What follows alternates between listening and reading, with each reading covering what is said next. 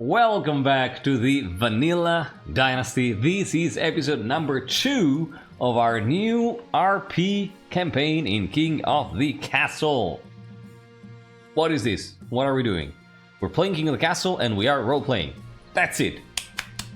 Usually, apologies. Usually, the way our role-play dynasties work is I create a premise, changing up a little bit of the world, of the history, of the lore of the world.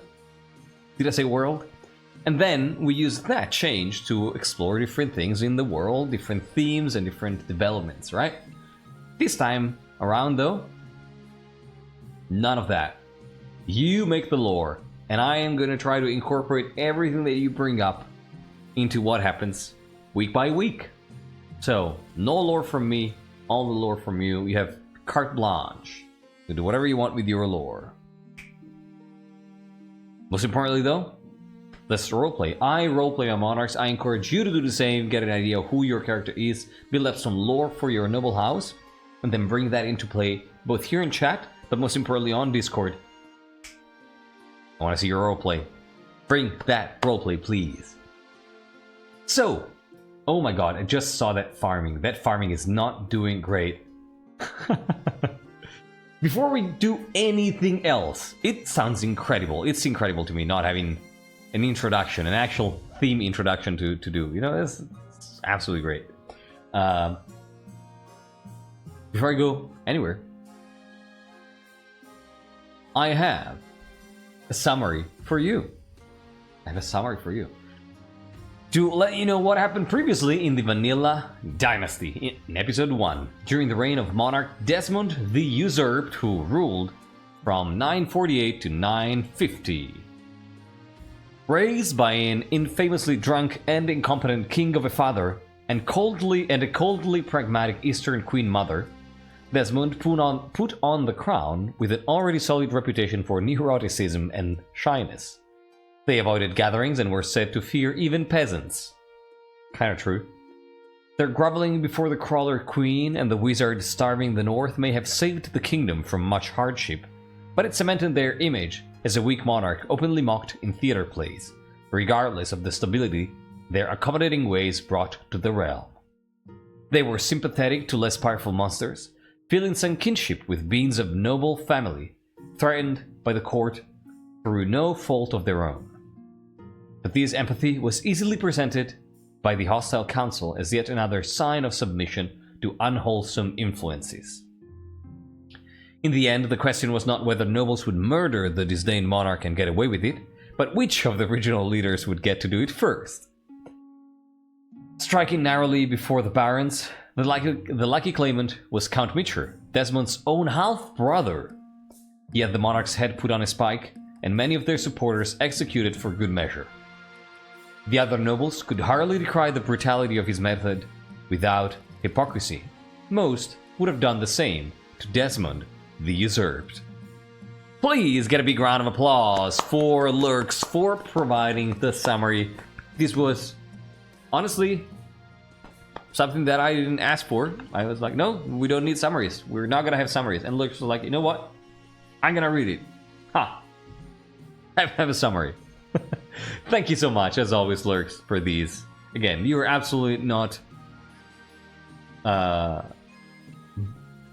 to do this for this dynasty. But if you do, they're great. They're great.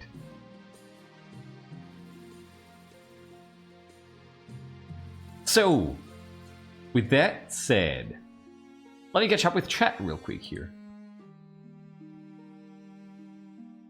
Let me catch up with chat. I'm in an Olympiad camp right now, so will not be active and may not vote, but just want to wish you all good games. Thank you, Mystery! Have a good time! Michor had a cane before his coup, and after seizing power, he immediately switches to using the Royal Scepter. Yes, you're right! He did have a cane. It's a long winter up here. I mean, you're right. Icy Hawk, I assume you were from the north. If that's the case, I would... in case you're new to the King of the Castle community, it is customary to change your chat color to that of your region to help people realize where you are. You don't have to do it though, just letting you know in case you don't know. Shiny, welcoming. Sparse, you are 100% going to be the schemer. Break rules, welcoming. How are you doing? And thank you so much for joining. Daddy issues, mommy issues, anxiety loser. Yeah, that's pretty much the character.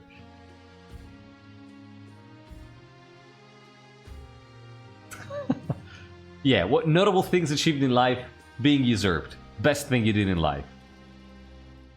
Get summaried, yeah. Especially after 2 weeks, I agree. Yeah. Oh yeah, there you go. You're now blue. It's not becoming a chief to be afraid of insects, but yeah, vanilla is exactly that. No work for Kaji or the mods, but the mods end up doing stuff anyways for fun. So, if Michor's half-brother usurps him, then Desmond's brother will be on the throne. It depends on the family bush. Marin raided you? And a liking of the castle? Hell yeah! That's awesome, Vercruels. Thank you. Yeah, can be sibling on the other side. So, let us jump into the game. Was there anything that I wanted to mention before we did? Yeah, so... Oh no, let's do it later. Let's start with the coronation here. Which actually is a perfect moment to do that. Let's start with the coronation.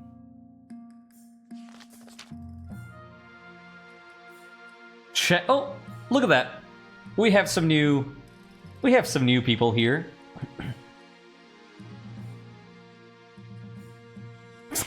Good point, no lark.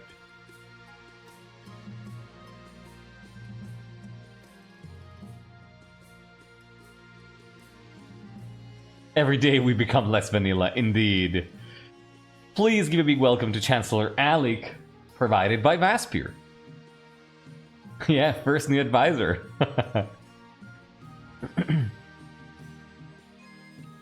Give them the moniker the Garish.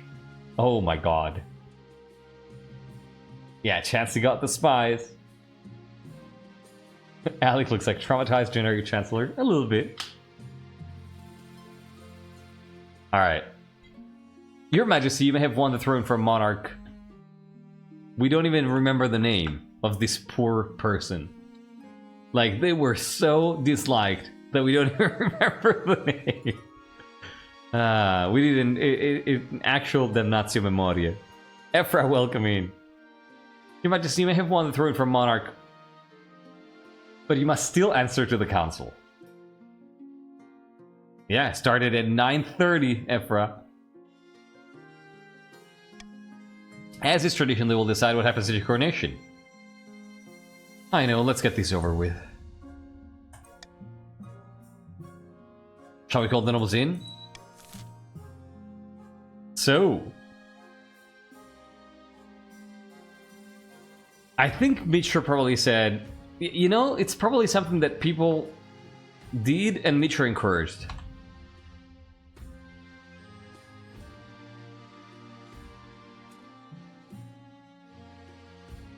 I think that Michor probably wants to do...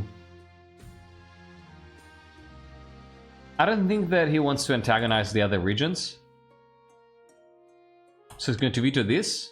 He probably would go with either the river for tradition, or, you know, with a religious ceremony. Because you know what? Why not make friends with the church? Yeah. We won't have an Eastern ceremony.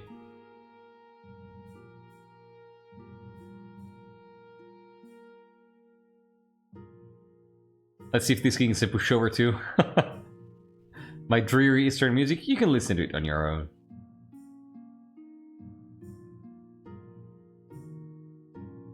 Looks like it's gonna be the Reaver.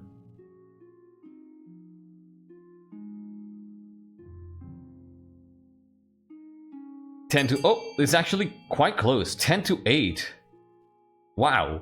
If you 10-9. Oh my god, it's almost a tie with the religious ceremony. 9-10. 9-11. I gotta count down from 5 here. If you have not voted, this is your time. 5 people have not voted. 4 people have not voted. It can still be tied. I'm gonna count down from 5, 4, 3, 2, 1. and 0. 9 to 13, we have an absolute majority, I think. Throw the king into the river. It is decided the king will be thrown in the river. Let me get changed out of my nice robes, at least. The nobles pick you up and carry you out to the Threadwater River, hurling you into the shallow water with a cheer. When you climb back up the bank, soaking wet, the Chancellor steps forward and places a crown upon your head. Is it your imagination, or are some of the nobles stifling giggles? So, now, Electri, you missed the coronation. There is an important thing. Let me start building lore here, right? I think, if you look at the title of tonight's episode, I think I want to build some lore around that, you know? I think, you know, they killed the monarch. You know I'm not supposed to do lore outside of the streams.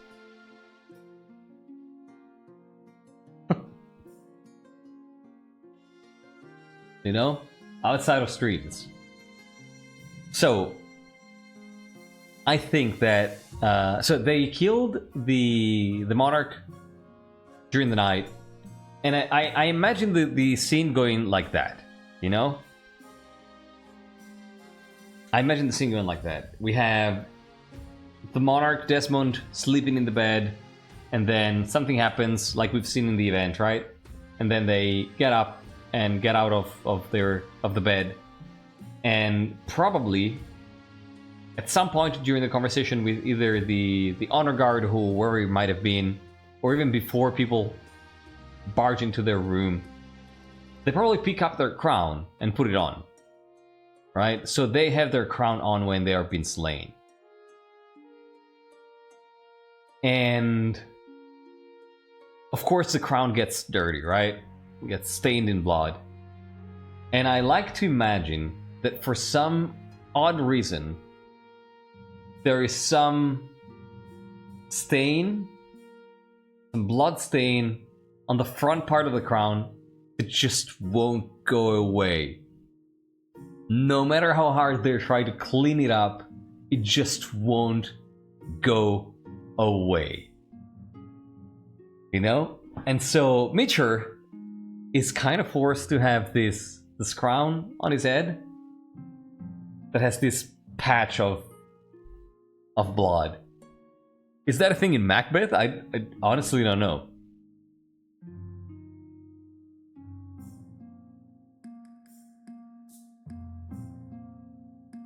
Yeah, the execution felt like the story that it leaves stains, absolutely. But again, usually, right, it's metal.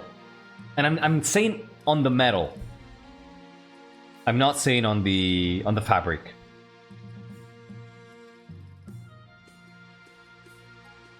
I'd say it's slightly to the side. Front and slightly to the side, but just slightly, you know? Like, not here, but right here, you know? Just a patch of red. You know, that kind of brownish red? But not quite that brownish red that the blood turns into when it dries up. It's still... It kind of looks like the doves. It kind of looks like the red that is on the Bleeding Heart doves that Michor raises. You know? They probably tried squeezing lemon on it. Both lemons and the actual lemon noble.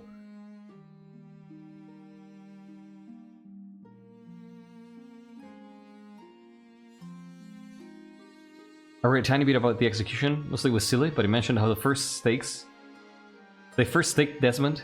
Traditional Eastern stuff, but Michor insisted on also beheading them. That's pretty funny.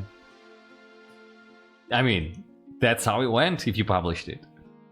Macbeth and his wife have visions where they see their hands covered in the blood of the victims and on his dagger. Okay, not quite the same thing. Simplified abject that the current usurper executed his own family. This is a taboo that should never be crossed. You know, technically that can be true. On the other hand, though, pretty much everybody despised Desmond, so...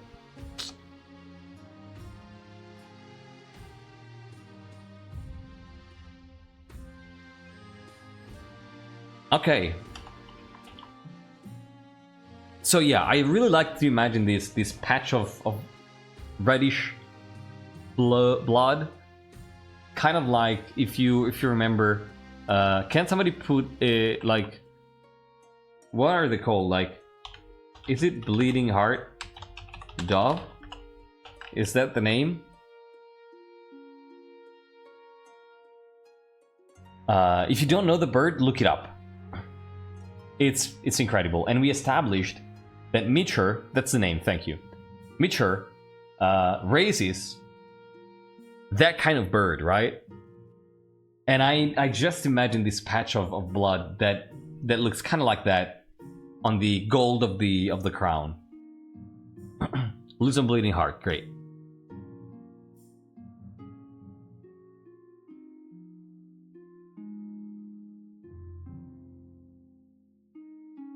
All right, let's go with the council introduction. So yeah, kind of like here, right? Is where it would be. So there's probably a patch of irregular red here. That it's very clearly blood and it just won't go away. Hey, Ashling, welcome in. Events have proceeded exactly according to plan. The throne is ours. Now just remember our agreement. In all matters of state, you shall favor the East.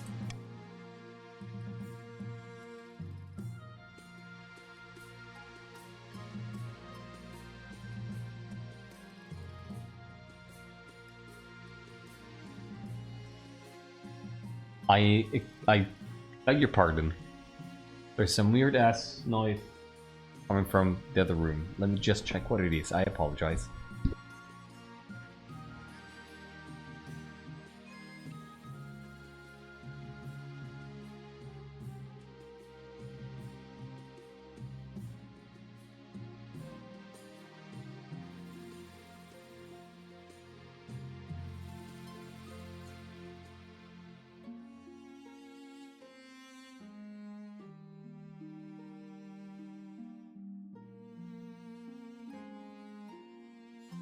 Figured it out. It was just people being loud with their cars. That's great. Incredible how loud that felt. So where were we? You know, I hadn't thought of that, Vaspier, sorry.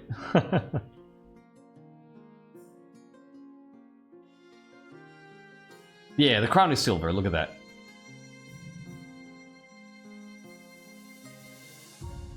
Kaji's half brother came back from the east. Alright, so what were we saying? Yeah, Ashling. What does Michor think of that?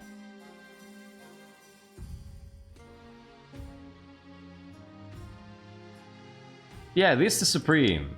Very good. Now introduce yourself to the rest of the council. Of course. Of course I will. I don't know, I kind of think it would be the same crown, but I don't know. It's up to y'all. It's up to you.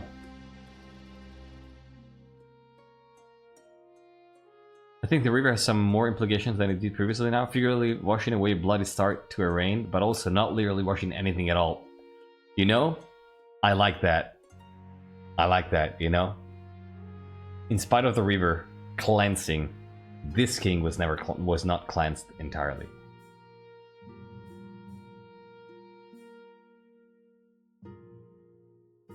Yeah, that makes sense, Sora. Let's introduce ourselves to the chiefs first, and then to the barons, whose coup we prevented. Mystery Dragon, welcome in. Good luck in the days ahead, your majesty. You'll need it dealing with us lot. Thank you. And then to the barons. Bonkle. Bonkle of the Ash Mounds. Hail and well met, my liege. Under your leadership we'll whip this kingdom into shape, huh? Just like a horse, of course. And with that, the introductions are done. The council hall immediately fills with raised voices. Meanwhile, what do you think? Will it be a good little king and do as he's told? There you go. Spars immediately scheming. Immediately! Too early to tell. We should have a backup plan just in case. And now, let's take a look at the path to victory. Of course it's Spars. Spymaster Libet.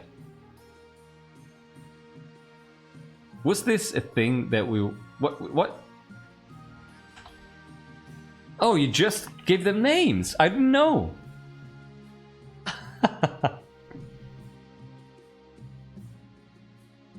Yeah, horse, of course. Look at that. It's the same Spymaster, by the way, but now she has a name. Your Majesty, the history books do not look kindly upon usurpers, unless, of course, they prove themselves worthy of the throne they have stolen. Yes, same Spymaster as episode 1, now with a name. Huh. Couldn't name just some of the advisors? I mean, you could have. When you die, how do you hope the kingdom will remember you?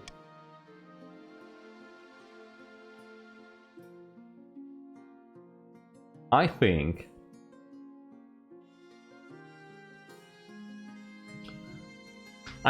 it's either... I think it might be the architect of a new golden age, you know?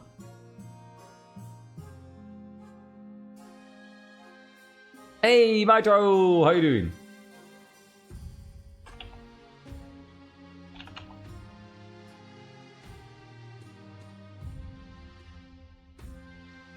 Yeah, the Spymaster is a name.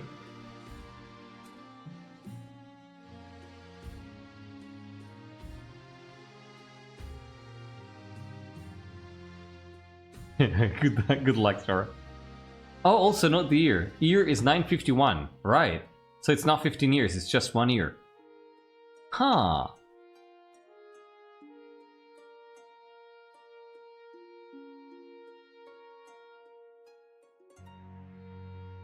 They will remember me by my great elegant royal stick.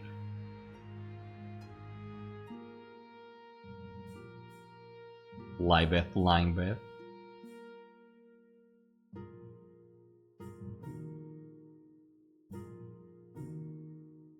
Alright.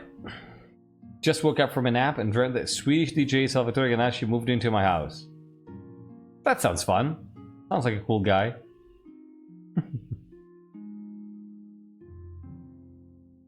Alright, let's go.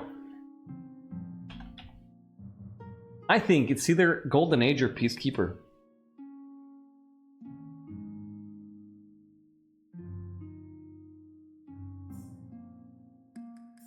Yeah.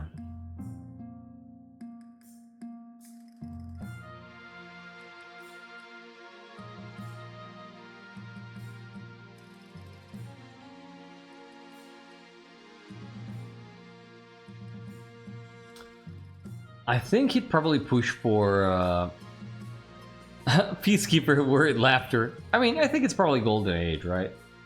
I mean, they both give access to spies, right? So that's not an issue.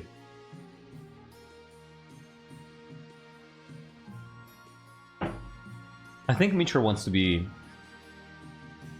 remembered as somebody who did something valuable, you know, for the kingdom. Yeah. Architect of the New Golden Age. I think he has lofty ambitions. A lofty goal indeed. I suggest over the next few years he focuses on improving the kingdom's overall trade as much as possible. Once you have an heir, we'll return to discuss how our ambition is progressing. Good luck, Your Majesty. I didn't tell you who Michor is, by the way. So, as I said, zero prep dynasty, I prepared no traits. Yeah, I want to be remembered as the opposite of Desmond. So, Michor, what do we know about Michor? Michor is a bird trainer or something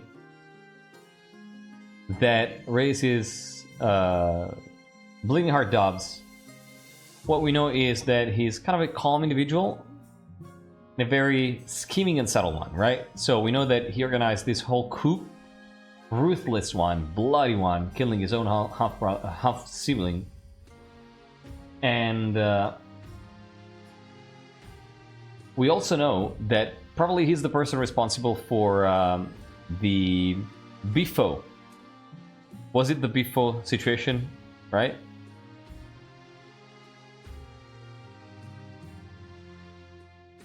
So this was something that Kane talked about on Discord. Not that kind of coup. And I really like the idea. I think that Michor would definitely do something like that. Yeah, right? So there was this whole situation with the theaters, with the play that was going around, the satirical play going around, talking shit about Desmond, basically. And I'm pretty sure that Michor is the person who funded the author to write that kind of stuff. It's not beef. 4:30, I should probably make oatmeal or sensible breakfast food.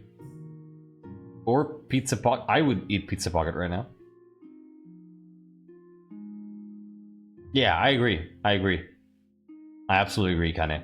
So that tells us that Michor is very good at scheming and a very good planner, right? It's somebody who moves in the shadows and yeah.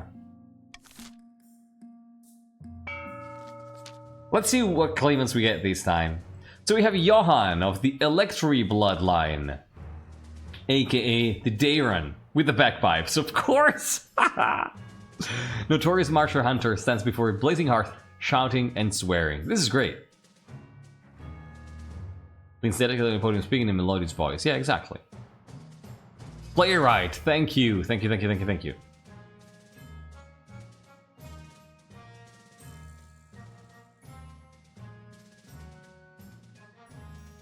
Alright. Pocket pizza? Yeah, my pocket. I never go out without some pizza in my pocket. Yeah, I wouldn't go that far though, I don't know. So, is he shouting into the bagpipes? Sure.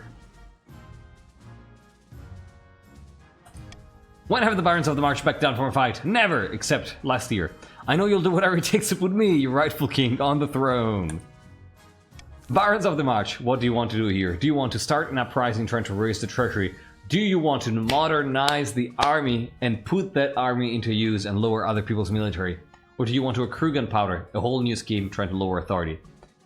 You know, I wouldn't be surprised if modernization won. Seeing how it was the scheme that they almost won with last time. Right? It feels like a very sensible choice to insist on that same angle.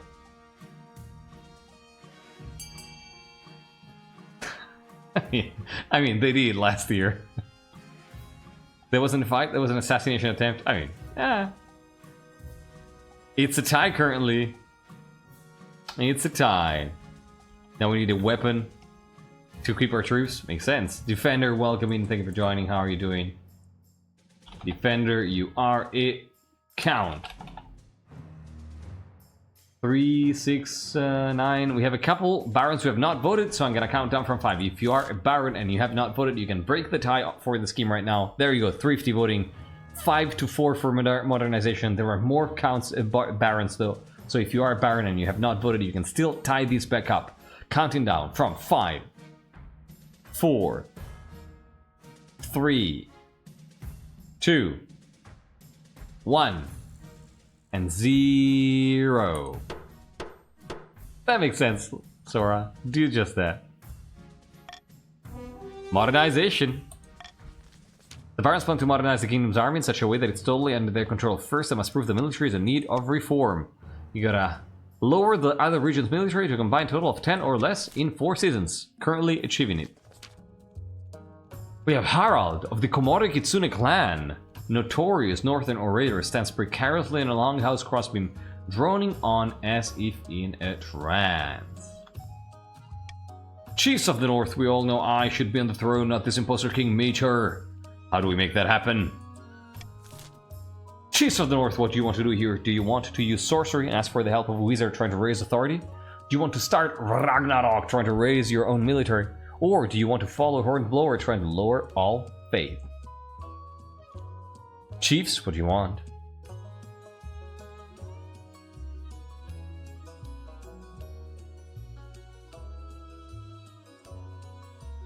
Sorcery and Hornblower currently winning.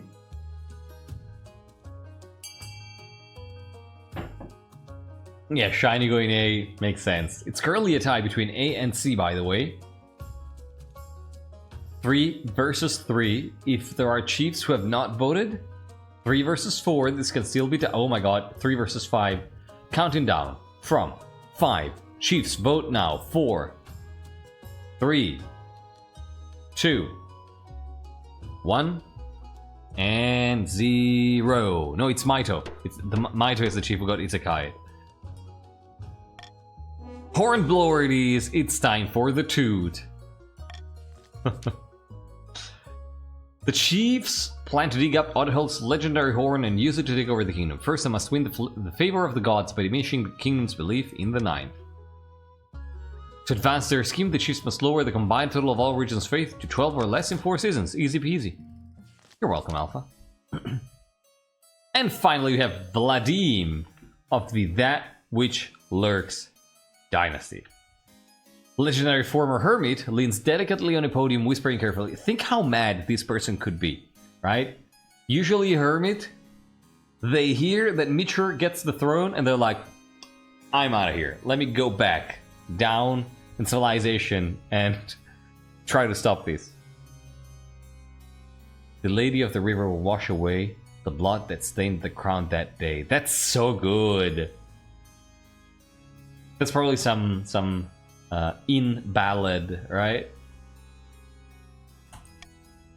Most excellent. Michor now sits the throne and the counts are in charge as they should be, but the other regions will already be scheming to depose him.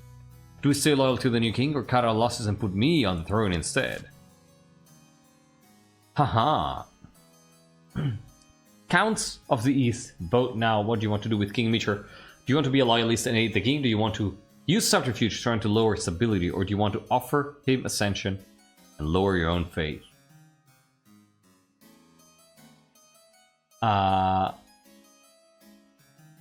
It was electory, yeah. Sorry. Wow, unanimously loyalist? Incredible. Wow, Freeze welcome in.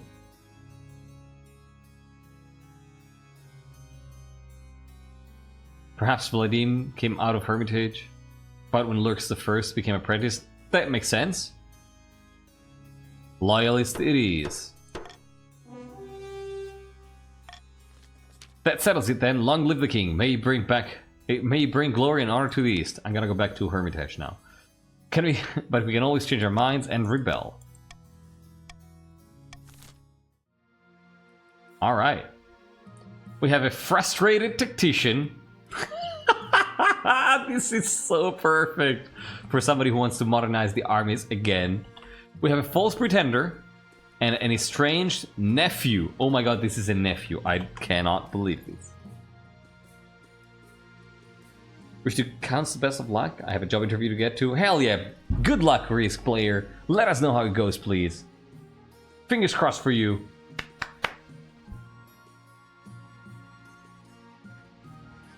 Let us know, let us know, let us know.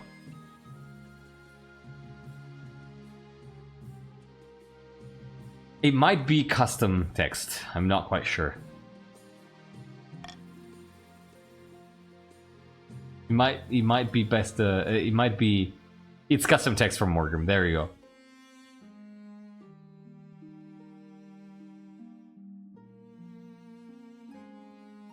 Hey, Jammer, welcome in.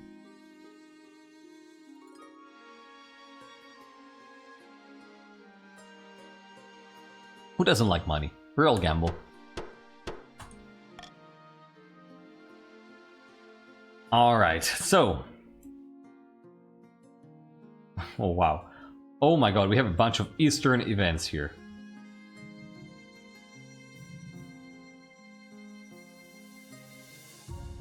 I think I'll start with the Honor Guard.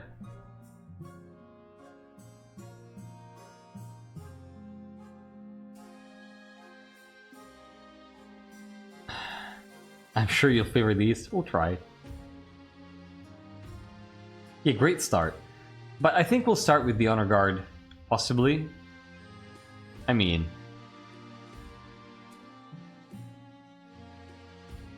I kind of like the idea of Misty Nobles coming up first.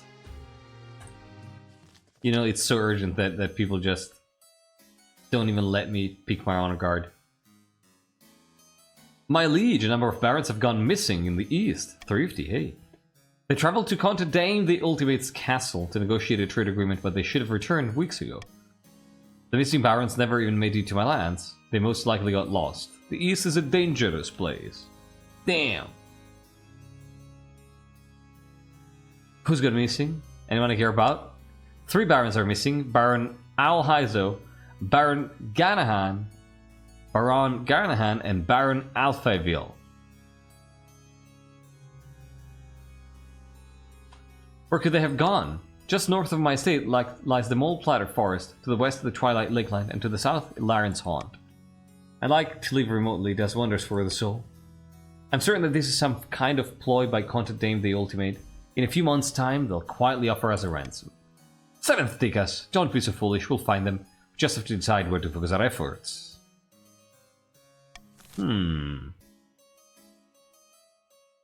So Michor launches a coup where Desmond's supporters are purged and now some barons have gone missing, huh? Sure.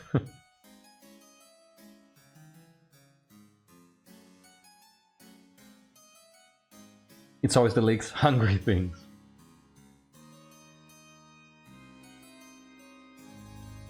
Won't vote because my character is absent. That's good to roleplay. But feel free to vote it anyway if you want. So I think...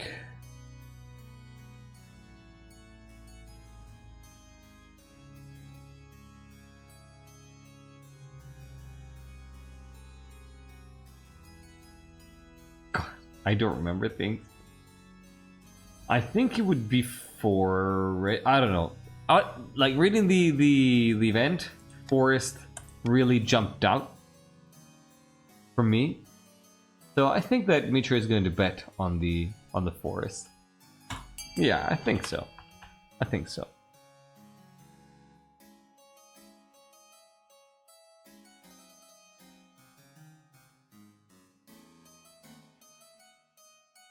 Wow, Laren's Haunt is what people think. Okay.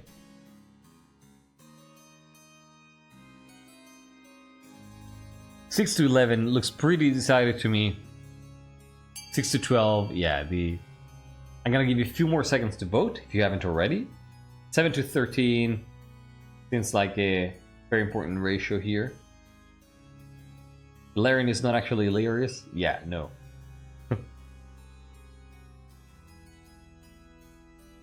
7 to 14 looks like it's gonna be that. Laren's Haunt.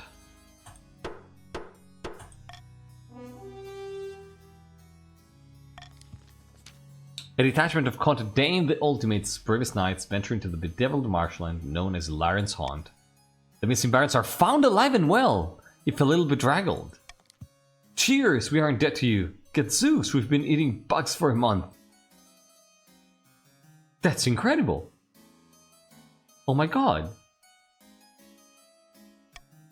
Please take this as a thank you. It was an antique teapot from the Cursed Age. We found it in the bog. Would you believe it?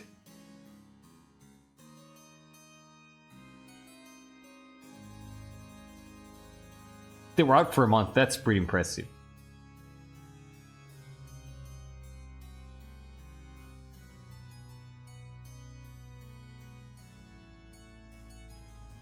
I'd say this is an ancient artifact of the East. It should be returned to the Counts. Thank you, Your Grace. We appreciate the gesture. I think that Michor is quite aware that stuff from the Cursed Age is not great to handle. Okay. Horror in the East. Break rules! Welcome in. Your Majesty, a monster has been stalking my farms at night, smashing down the doors of cottages and feasting on the peasants inside. Sounds ghastly. Only a few have seen the beast and lived to tell the tale. The survivors tell a garbled story about gleaming fangs amid a mountain of blood-soaked fur. Don't talk to me about blood.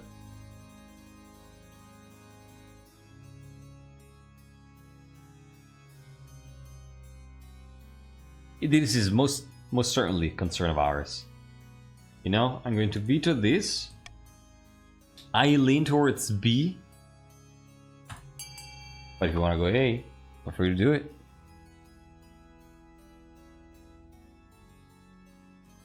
I'm okay sending the military.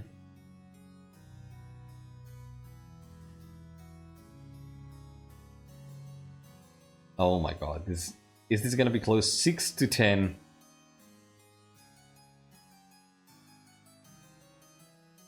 Maybe not. 7-14.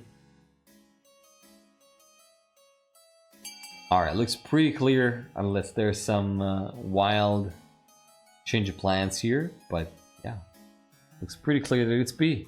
Counting down from 3, 2, 1, 0. Yeah, the counts are really presenting a very united front. Offer a substantial bounty on the monster. The bounty displays, hopefully some enterprising monster slayer will claim it soon.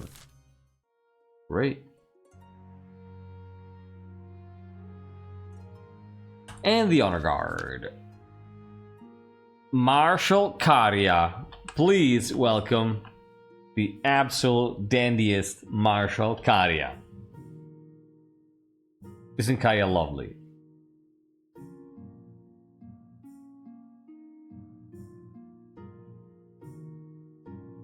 Cute glasses. Yeah, quite the trip. So gorgeous, actually, right?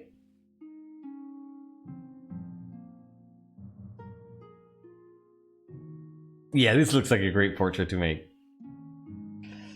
So, as is tradition, ain't that a nice of the roses? It is indeed. Yeah. Marshal Karia of the Drowned Rose. Was Karia the honor guard who slew Desmond and was rewarded with the marshalship? Oh my god. I don't know. Let people discuss, both here in chat and on Discord, and if that's what you think is what happens, then yeah, that's what happens. You decide it. As is tradition, each region offers a selection of elite guards, the chiefs with their most famous warrior heroes, the counts with Knights of the Order of the Drowned Rose, and the barons offer a bunch of elite people.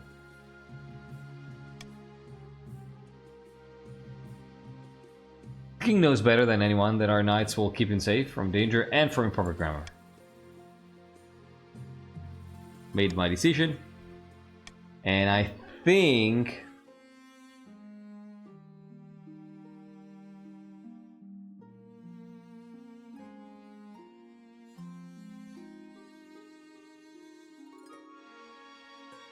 I mean, who am I kidding? It's gonna be the same. It's gonna be the same Eastern Knights. It's gonna be the same Eastern Knights. Yeah. The knights arrive a few weeks later. They are all extremely pale and extremely polite. The commander introduces herself with a florid bow before reading out a poem she's written for the occasion. Kind of guard we need. Frogging little? Are we frogging really? Nothing on my end. Nothing on my end at all.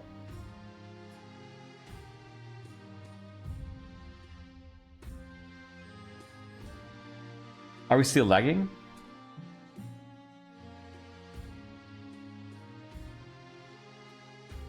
Yeah, it looks like it's Twitch and not me.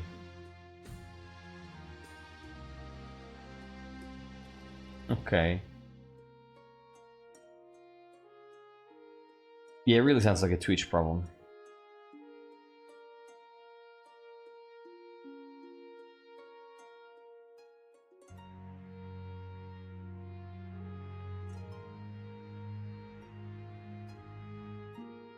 Not like right now. Okay. Okay. Let's try keep going. Oh, auction time. Auction time. It's time to spend your money. Time to spend your money. Alright. I'm going to count down from 3 and then start the auction here. And then really quickly look at the different options that you are already looking at. Counting down from 3, 2, 1. Go, go, go. Exclamation mark fund followed by the letter of the building you want to fund followed by the amount of money you want to spend. Your options are raising authority with A with the monument, lowering stability with B with the prison, raising military for the chiefs with C, lowering military for the chiefs with D, Raising faith for the accounts with E. Lowering faith for the accounts with F. This is an interesting combination here.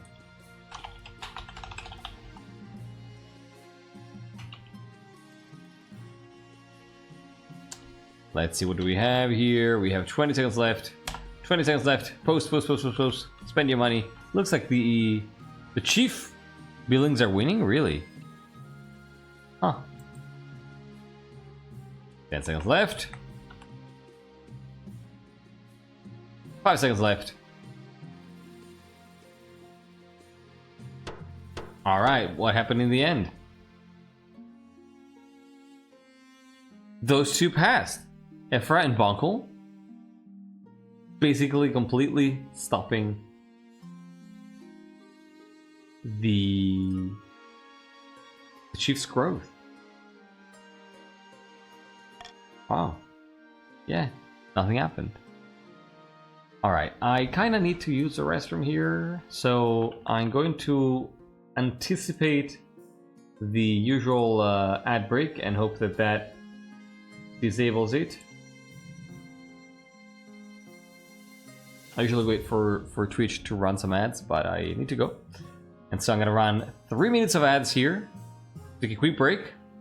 Stretch a little, use the restroom. You do the same, grab a snack, grab a drink, use the restroom. And then, yeah, exactly, man, his restroom.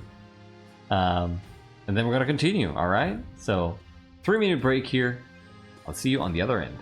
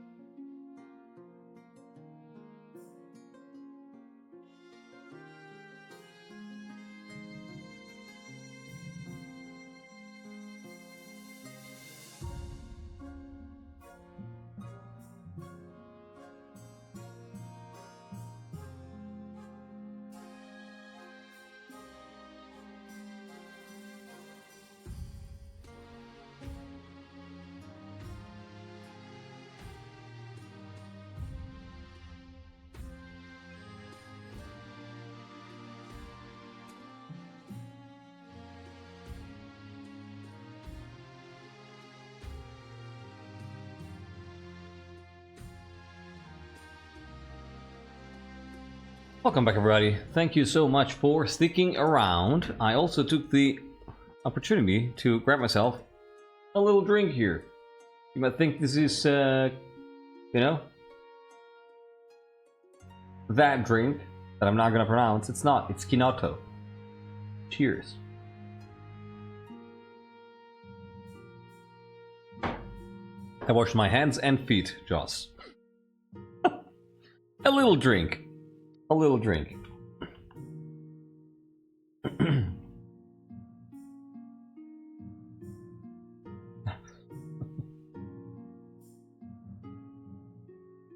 Was wondering where the sign of hydration was. You know, I have a surprise for you, Sora. I have two. Cheers. One with water and one with Kinoto. Exactly, Morgan. Kinoto. I love this shit.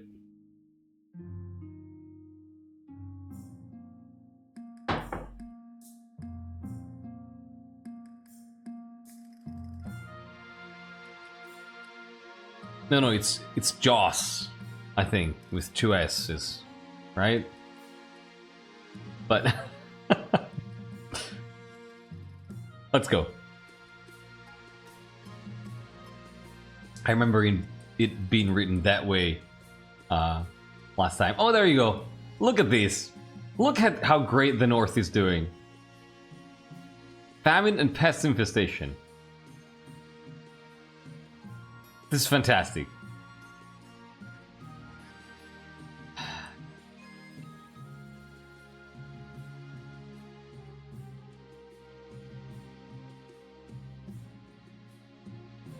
Oh, I see.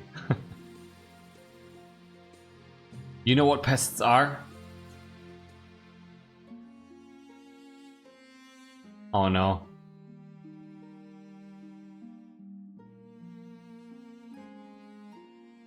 Well, I'd say let's find a spouse first. Your Majesty, it's important you find a spouse sooner rather than later. I'll take the liberty of finding eligible candidates, and I think that Michor was just...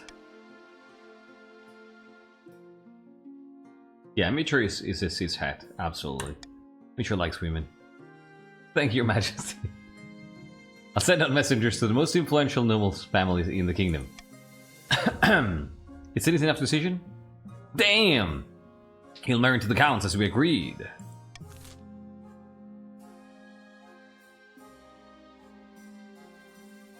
And now let's start with the pest infestation and then the famine. This is a bleeding heart.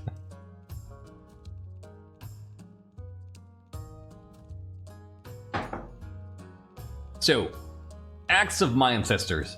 I cannot stand this any longer. We've got these pesky little cogs stealing food from our new fortress in the north. Our soldiers are starving. Mayhem Radiance, I understand. But yeah, they're small creatures. Can't the soldiers fend them off? They're small, but there's a lot of them. The cogs must have moved into the cellars to steal food since so many farms are lying fallow. Now they're taking all of it. We just don't have enough food to support the soldiers and the staff, with these damned hortlings grabbing it all. How exquisite. This is a job for Niall the Foul-Smelling and his group of hardy adventurers. They cleared out a whole swarm of skogs for me last year. I swore I'd recommend them for the next job that came up. I could use the referral bonus as well. What? Yeah, the north is currently having a famine and the skogs are stealing their last remaining food stores. At this point I just want them out. Your greatness, what should we do?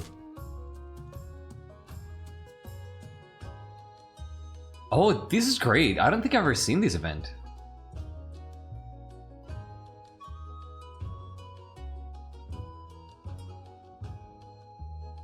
God, I really want to do B.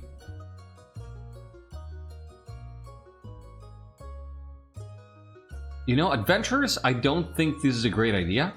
Because cogs are not the greatest thing to fight. So I think it would be B or C. I kind of want to go with B. I don't think I've ever seen that. And honestly, Michor probably wouldn't go with the violent over the top thing, because probably has heard of this cogs not being great to deal with when you try to, you know, cut them up.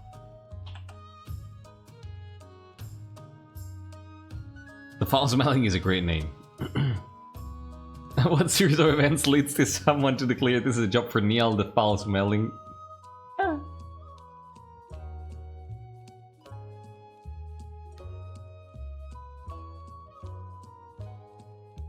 You have a bounty to pay soon too. Yeah, I thought of that.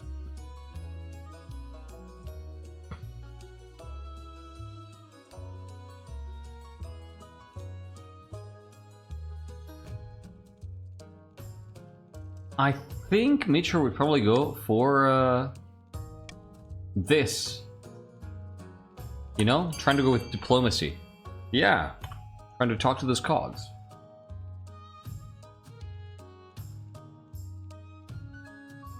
I mean, these cogs are seen as little more than pests.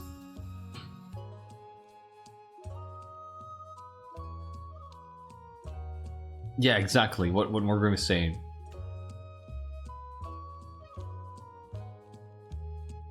Multiple squeeze, the goblin. 8 versus 11. This is actually quite close of a vote. So I'm gonna leave you a few more seconds to vote here. If you haven't voted, please, please, please express your opinion here. 8 versus 11. This can still be tied. Counting down from 5, 4, 3, 10 to 11, 2, 1. And 0. 10 to 11 in the end. Oh my god, that was so close. That was super close. Some people just wanted to kill them. So 40% chance to talk with them. And it's a failure. A renowned northern scholar travels to the fortress to investigate the situation. The chiefs wait anxiously for her results. Unfortunately, even learning the basics of the Skog tongue takes so long that the scholar runs out of funding and has to leave for another project. The increasingly bold Skogs drive the northern soldiers in the fortress to distraction, stealing not only food but shoes, socks, and even the occasional weapon. Living alongside this horde is a tricky business indeed. Pretty sure we didn't hear the last of this.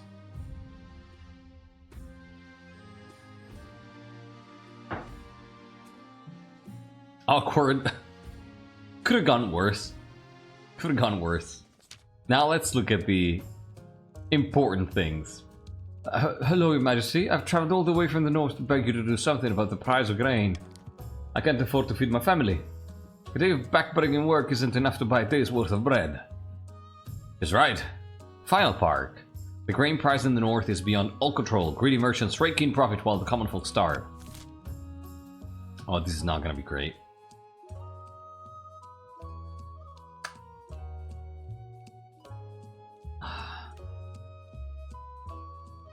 That's a pretty good point, Amy, yeah. She can afford to travel? I mean, on food, yeah. Subsidize grain and ensure it's sold for half its worth. Import grain from the east and distribute it for free. Free market will correct itself in due time.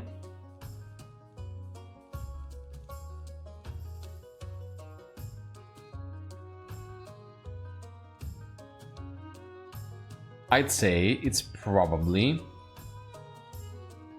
I mean, this is actually kind of reasonable.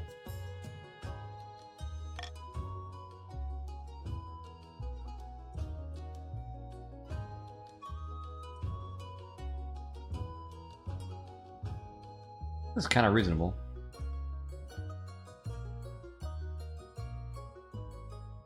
So Michor wants to do something about this. And I think it's going to be either C or A. I think it's going to be either C or A, yeah.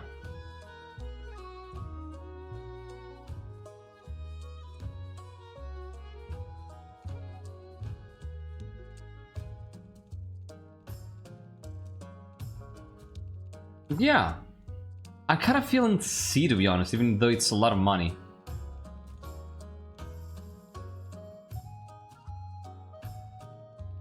It's A or C, depending on what Michor feels should be... what Michor feels is a worthy risk, you know?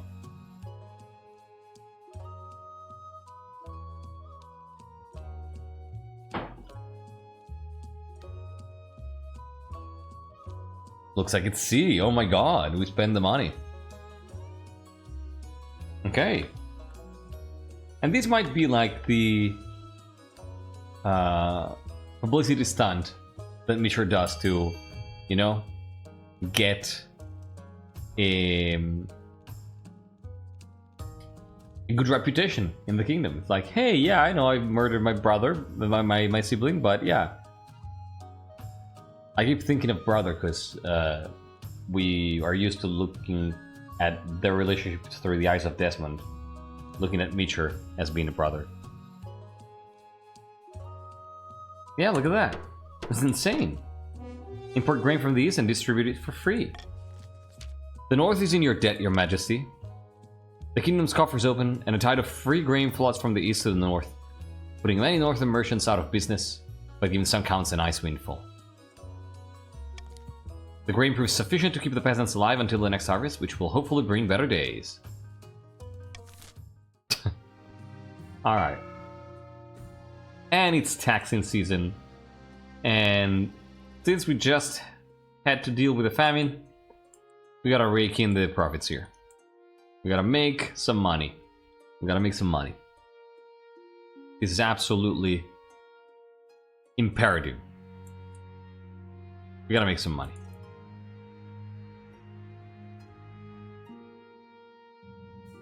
We have to make some money. I mean, we're basically just making back part of the money that we spent to save the people of the kingdom.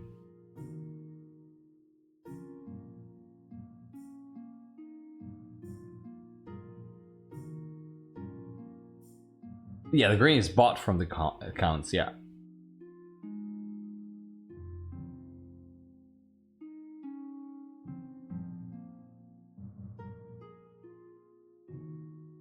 We're just hit with the famine in the north. How should we be able to pay for this tax? By taxing the peasants. Which are finding a way to increase the wealth of the east at the cost of the north. And kingdom's treasury. And having people thank him for it, but in the end, they did resolve the famine. Yeah. Yeah.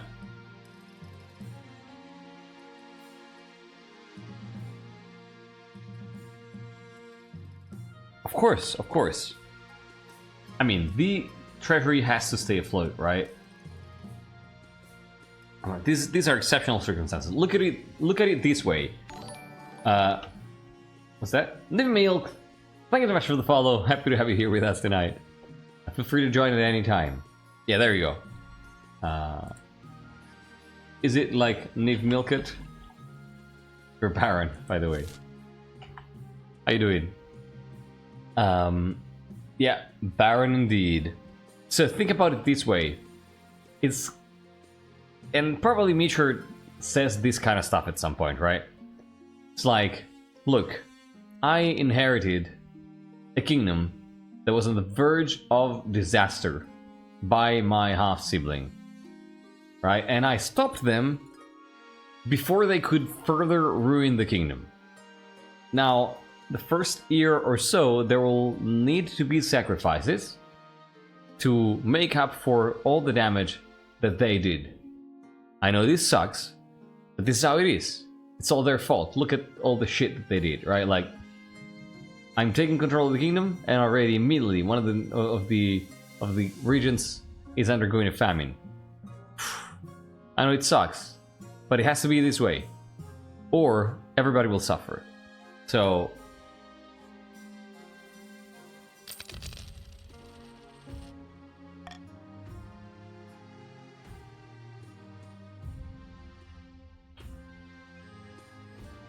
the Monster Slayer, look at that. You can just shorten it to Niv, is it?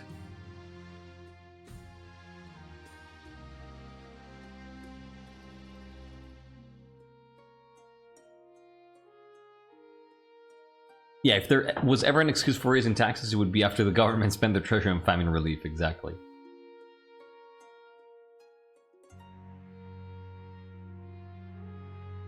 Alright. Yeah, of course, Amy. Oh my god, Rihanna! Holy moly! Welcome in, everybody! Holy crap, please drop a follow to Rihanna. Welcome in, thank you so much for the raid. I am MrKaji. I'm glad to have you here. We are playing King of the Castle. What do we do here? We do lore. Here we believe in the power of lore, world building, and roleplay. And that's exactly what we're doing here. We mostly play this game. I've just very recently started playing new games, still focusing on lore. Like we played Occlude, same game, a game from the same developers of this game. I just started this week. Yes, Your Grace. Never played the game. Great start. I'm loving it. But mostly we play King of the Castle, where you can be a noble trying to overthrow me while role-playing and creating lore in a beautifully detailed world. If you like lore, if you like role-playing, that kind of stuff, drop a follow, join us on Discord, stick around, you won't regret it. Thank you so much, Rihanna. This is incredibly kind of you. How are you doing? How was your stream? So happy to see you. Oh my god, so many peeps. Alexa! Oh my god, I haven't seen you for a while. How are you doing? Welcome, welcome in. We have been besieged, yes.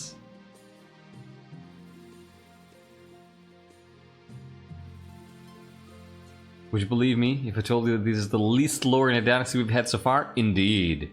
Indeed it is. So how are y'all doing? Welcome, welcome. Thank you so much for the follow, Jammer. Happy to have you.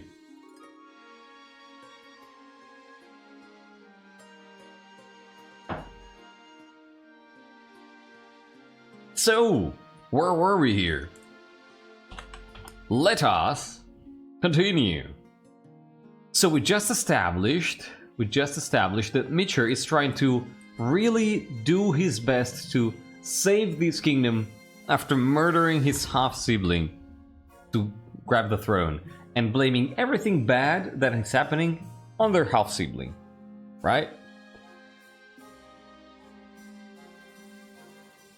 Let's see, the Monster Slayer is something that we started last season. Let's see how it goes. It's probably gonna plunge us into bankruptcy once again. It was entertaining. I started a new dynasty today, got overwhelmed by ice giants. Hell yeah! I mean, hell yeah for the dynasty, not really for the ice giants. I'm glad you're still having fun with this game, Mariana. That's fantastic. Thank you so much once again for bringing everybody in here. Feel free to join, of course. Missed you! I am doing good, just trying to get through work. Thank you for streaming and being so welcoming as always. Alexa, it's so good to see you. Really. Missed you too. Happy to have you back. Thank you so much for joining.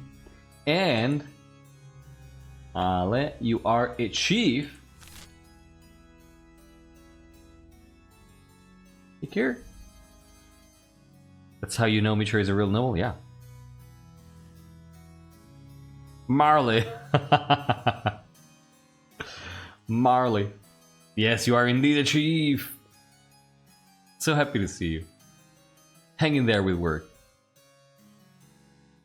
Your Majesty, you offered a bounty on the monster in the east. I could have collected it by now, but I wanted to speak to you first. Why? Last week, I hunted the beast down, found it feasting on the remnants of some unlucky peasant. The dang creature loped away before I could kill it, so I followed at a distance. The beast made its way back to a grand keep. Before my very eyes, I witnessed this bloodthirsty beast transform back into Countess. Oh no. Amy. Oh no. Loveboat, thank you so much for joining. Let me see where you ended up. You are a baron. Hi, how you doing? And thank you so much for the follow, by the way. Do y'all know this game already? I mean, assume so, since you were probably playing it with Randa. Believe it or not, I can work with this. Hell yeah! If it had been you, Morgan, yeah. How you doing, Loveboat?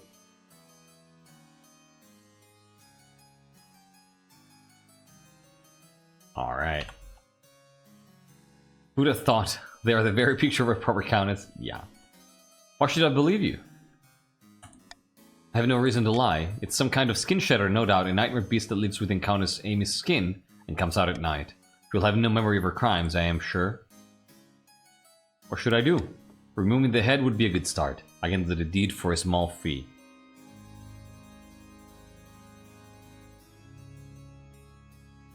I don't? Oh.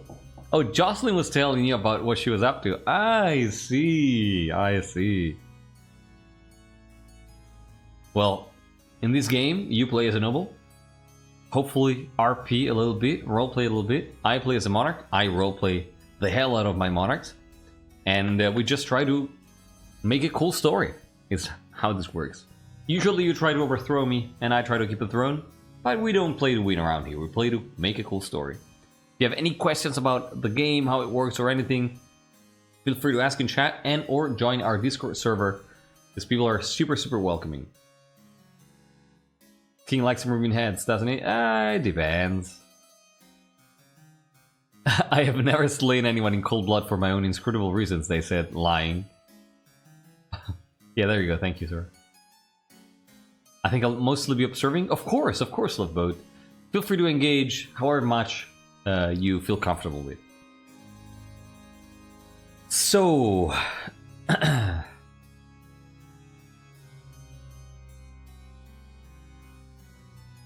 I'll send a team of Inquisitors to investigate these claims. Please deal with these at once. You know, I think it should be put to a vote.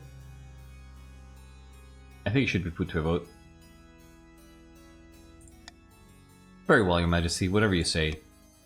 Your council is shocked at the revelation that Countess Amy is responsible for the horrors of the East. Infamy, libel! I am innocent! Yeah, this is count business. People should vote on it. So we can arrest, send a team of Inquisitors, or order Amy to keep control of her condition.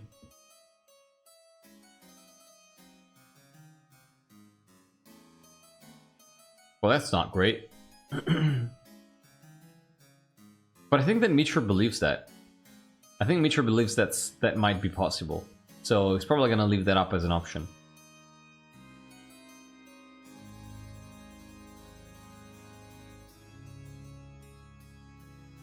I think it probably want to send a team of Inquisitors, you know? Even though... that's not great. I think he'll just leave it up to the nobles. He doesn't want to be blamed for anything, you know?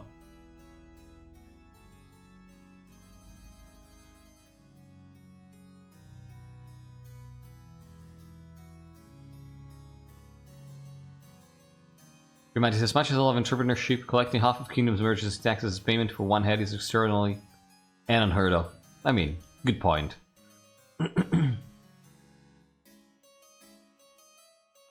Never heard of that house.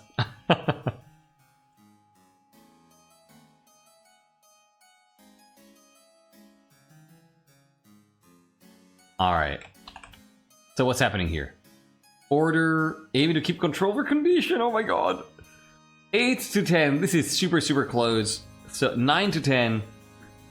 9 to 11.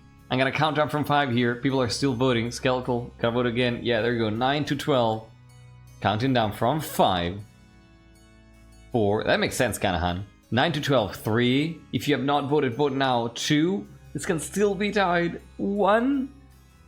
And 0. Order Countess Amy to keep control of her condition. Oh my god. Your Majesty, we cannot allow this dangerous beast to live. You place us all at risk. Quiet, fool. Countess Estewin may be a monster. Undoubtedly. But she still has noble blood like you or I. There's some doubt there. A few days later you hear word that the monster's attacks have ceased. Countess Amy has taken to locking herself up at night. It's great. Thank you. Thank you.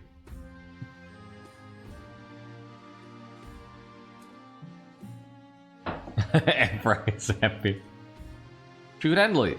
Yeah, I'm sure nothing wrong will come of it.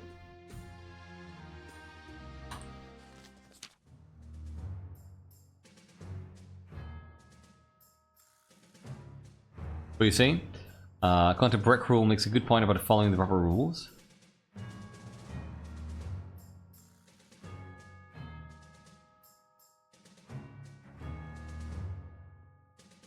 Alright. The king is cool. Your Majesty, it's our honor to invite you to the Lord's Hunt next year. The hunt will be taking place in late spring, so keep your schedule clear. Freak 108. I mean, I look forward to it, of course. Why wouldn't you? That's an easy event. And now, the most difficult event of them all. Let's take a look at the eligible options. The whisk away the cloth from the first portrait. This is Hilde, firstborn daughter of the Northern Warplotus clan. From what I've heard, she knows exactly what she wants and will do whatever is necessary to get it. Strangely enough, for a Northerner, she's an enthusiastic convert to the worship of the Ninth God. She's an incredibly driven person by all accounts, gets up at the crack of dawn each morning and goes for a swim in a frozen lake. I think I can see the appeal. This is Lorelei, the eldest daughter of the Eastern Vanilla Dynasty. She's a good-looking one, huh?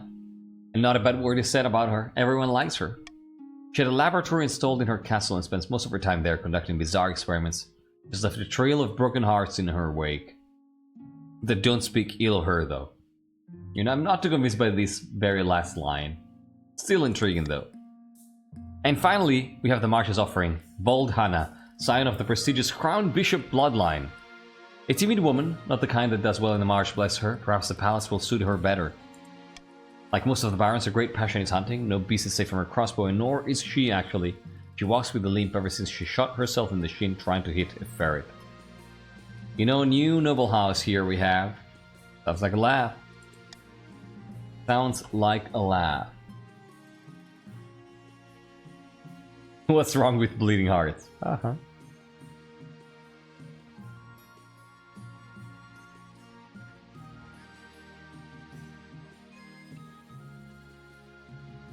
Bold is beautiful. I swear to vote with the king if he marries my kin. Ah.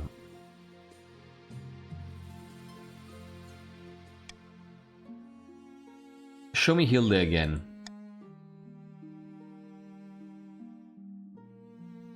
Warplotus. This is kind of a good compromise, you know. Determined. We don't really care for the character, actually. But like... Boldhana. Timid woman. Not a great shot. Bold. Like, the cheese looks great because it's like... Diplomatically speaking, it's like getting two allies, right? One in the chiefs and the other one in the church. And I think that knowing Michor, being the calculating bastard that he is, he would probably go with that one. Hilde of the North, I think. At least you can be assured that she won't assassinate you. Good point. Yeah, Hilde is... I think it's Hilde.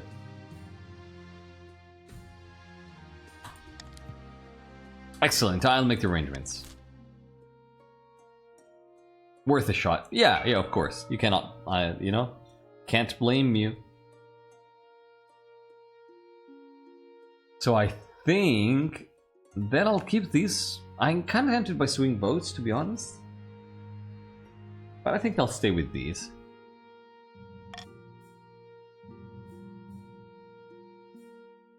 Royal Wedding, the Deceased, and the Lord's Hunt. So let's start with the Royal Wedding first of all. Let's get married. For a week and a day, the capital is one giant party. It feels like you're the only one not taking part. Instead, you're getting ready for the ceremony. Soon enough, you're standing in St. Bertrand's Cathedral with Hilde at your side. Do you take this woman as your lawfully wedded wife? I do. Then I pronounce you king and wife. After the wedding, of course, there is a feast, and after the feast, a dance. Your new wife Hilde only dances with obvious reluctance. By the time you find yourself alone with Hilde, it's past midnight, and you've never felt more tired. Neither of us asked for this union, but I assure you it can blossom into something of mutual benefit. See, this is the person I wanted. Agreed. Excellent, I hope this alliance proves most fruitful indeed. You head to your separate bedchambers, perhaps you will draw closer in time, but for now, your wife is happy to keep you at arm's length. This is exactly what we wanted. Oh right, we had Deus, I forgot.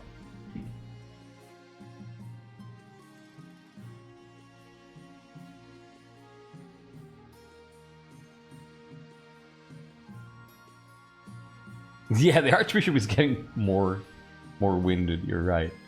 But yeah, we have Archbishop Deus and Hilde. See, this was a political marriage, 100%. And Hilde knows, and Hilde wants to play that to her favor. It's great. It actually has a different etymology, Sora, apparently. Ask Vaspier.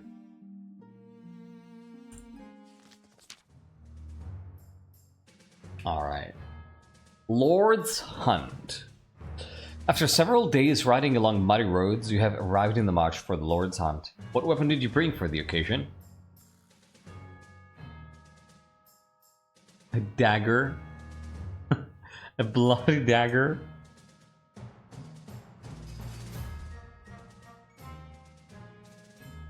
No. Like Vaspier, I remember Vaspier posted something about it some time ago in our secret little channels. Yeah, there you go. See, I think it's probably a spear here.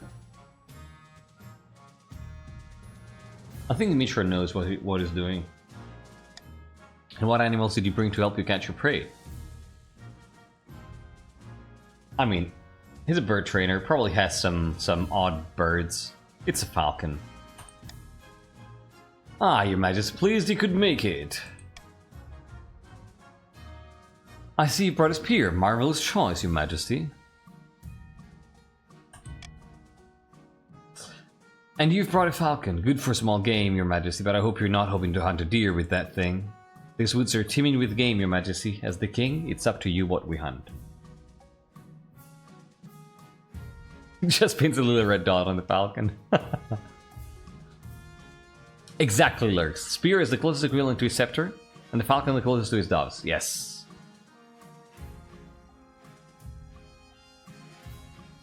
Your majesty, do you want a big stick? Are you sure? Big stick, I said. And I think that he's going to try to impress the barons here. He knows that worst case scenario, it's going to be a relaxing stroll into the woods. Best case scenario, the White Hart. Are you sure, your majesty? The White Hart is said to live in these woods, but it's a rare and elusive beast. They say it's nearly impossible to catch. I'm sure. There's no shame in ambition, your majesty. Freak 108 lifts a horn to their lips and blows, producing a sound that scares the birds from the surrounding trees. Let the Lord's Hunt commence! Onward!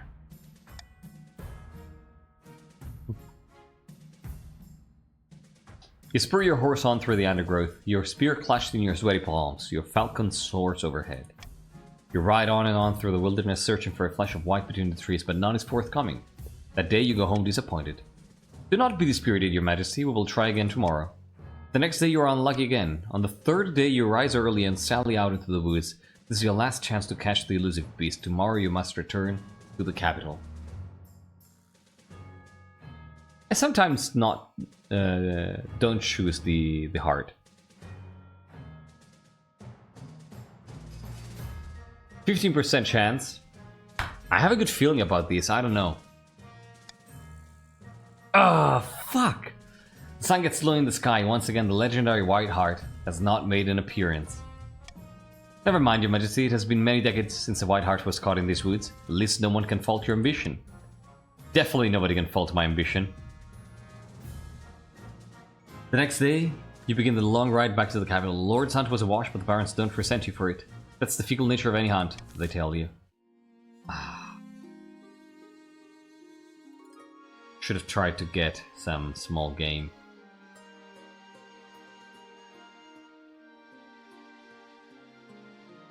Yeah, night was quite slow tonight.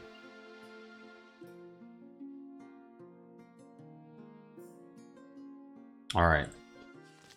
Yeah, that was probably a little bit of a gamble from Michor that I don't think that he's going to, he's likely to repeat.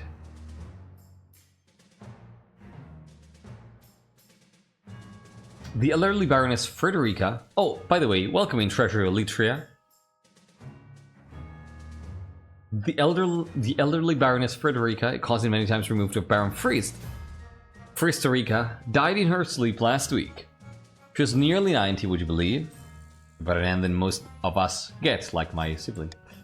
Indeed, your majesty. She stayed at home in the march most of the time, enjoying herself. But she could have spent more time on her accounts. She died without a will, and the nobles are scrabbling for her estate. Baroness Frederica was my relative. I wrote to her at least once a year. Of course the estate should be mine. And Ephra wants a cut. My late great-grandfather used to live a cabin with her. He swore she intended to leave it to our family. By the ninth, that's a pitiful claim. You know? It kind of is a pitiful claim. I am a little bit of the opinion that these should go to the barons.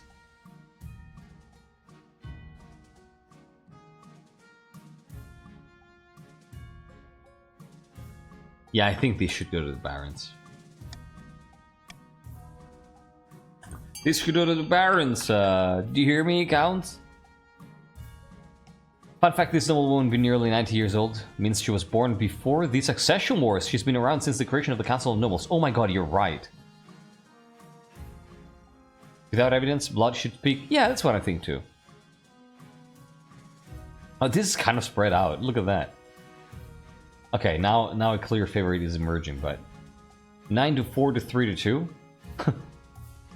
9 to 5 to 4. Oh my god. Is this gonna be much closer than this?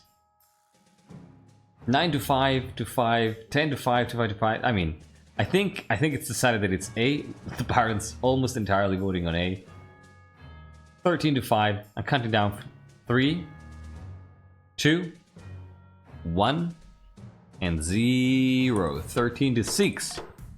In the end. Chief Ephra shakes his head, muttering with his friends about favoritism in the council. But Baron Friest and the other barons are delighted. They even send you and the treasurer a gift basket as a token of their appreciation. Well, thank you. That's very kind of you. Amidst dark and foreboding forest, a small squat castle stands watch over the martial border. There, at the end of the kingdom, a plot is hatching. Ha! The kingdom's militaries are in shambles. Those pathetic weaklings couldn't fight their way through a field of rabbits. I've drafted the reform proposals as planned. The council will be more than happy to follow our lead. What are you doing here, Kane? Good, but we must ensure they don't get skittish. The kingdom must be stable for our proposal to work. And of course, Vaspir. Vaspir is absolutely normal here. You didn't want to scheme? Grand, a calm before the storm. For the next stage of the Baron's scheme, they must raise stability to 5 or more in 2 seasons. Northern sagas tell of Odil's horn, once gifted to mortals by the honey-blooded prince himself, then lost to the snows of time, never to be found again. Until now.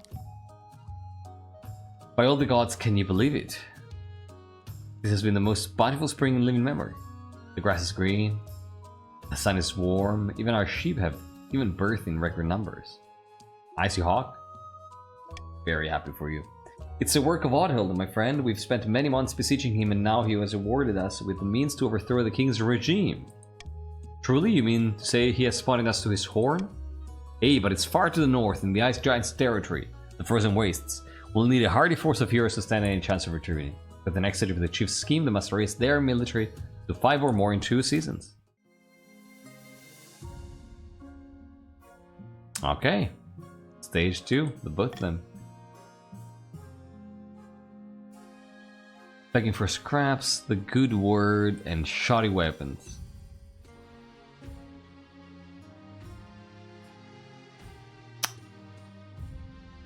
Oh no.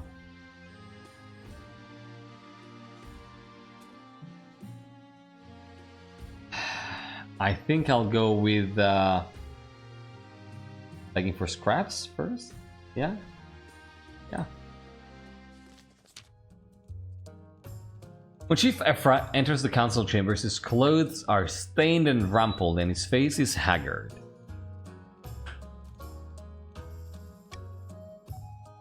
The servants have left my estate, the walls are crumbling, the kitchen is bare. But God, what's wrong? I've been living on boiled cabbage for months. I'm utterly penniless. I beg for whatever spare coin the council can give.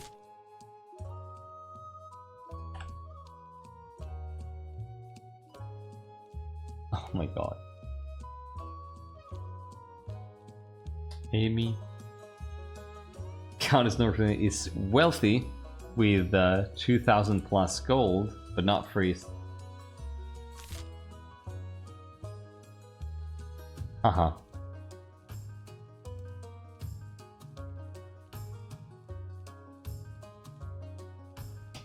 KOTC is wealthy, she shall help. The crown should provide funds from the treasury. You must deal with it yourself.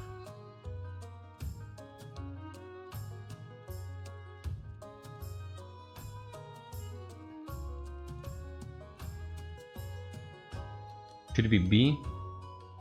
I don't think it's gonna be C. I think it's probably gonna be B.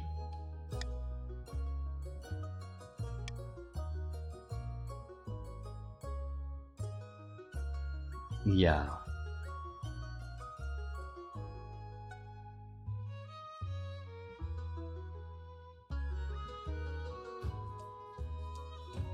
I think it's gonna be B for Michor. Yeah. Let's go. Have to grab a toilet. Did you miss? You vote. I'm gonna go grab some more drinks here while you vote.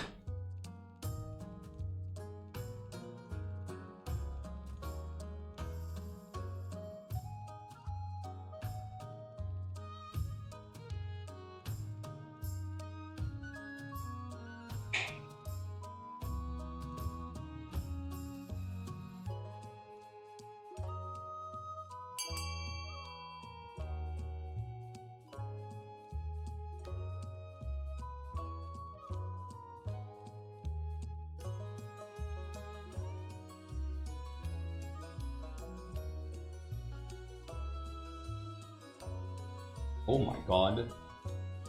This is incredibly close. 14 to 12? Are you serious? 14 to 13? Oh my god. 14 to 13, everybody. If you have not voted, this can still be tied and could be disastrous. Counting down from 5, 4, 3, 2, 1, and 0. Ephra, you are a lucky person. The crown should provide funds from the treasury. Thank you, Your Majesty. Your kindness won't be forgotten. I hope so. I really hope so. You arrange for the treasury to send coin to his lands. Word of your generosity is spread throughout the north. Yeah, that was... Oh my god, you're right. We haven't had a tie yet. That's insane. Marshal Karya. Tell me, the latest batch of weapons delivered to the army in the north is unacceptable, Your Majesty. We can't train our soldiers because the blades break like glass when they hit sack of straw. Is there an issue with our supplies, maybe? Damn right there is. The last 4 batches have been like this. There is nothing we can do. Order the Northern Watch to hunt down and punish the supplier? Yeah. Scapegoat. Scapegoat. Let's go with that. Let's go with that. We need a scapegoat.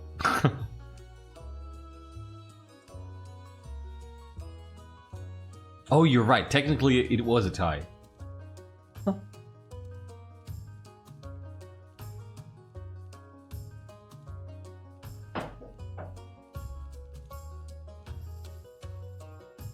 There's always something we can do.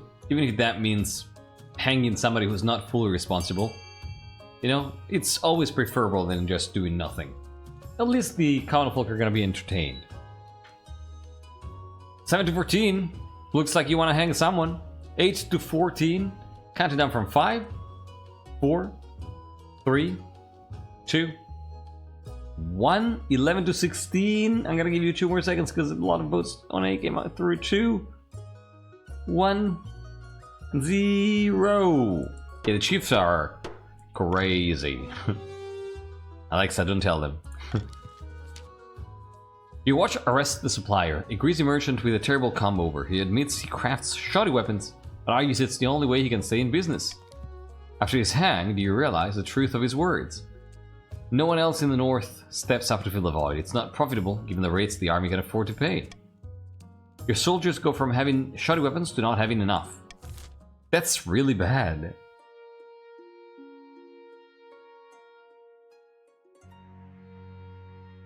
Oh my god.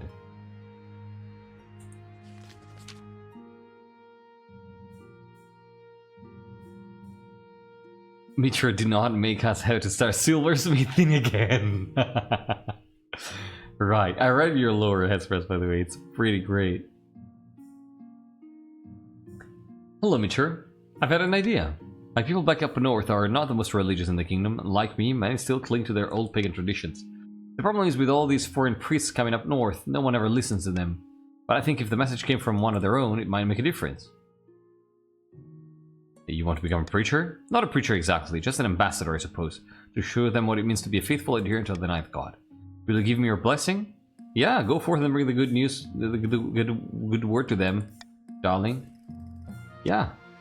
Word spreads fast that the Queen Consort will tour the north. Thousands flock to the towns and villages where she plans to stop. Once she arrives, Hilda gives a series of impassioned speeches to the locals, pleading with them to abandon their hidden ways.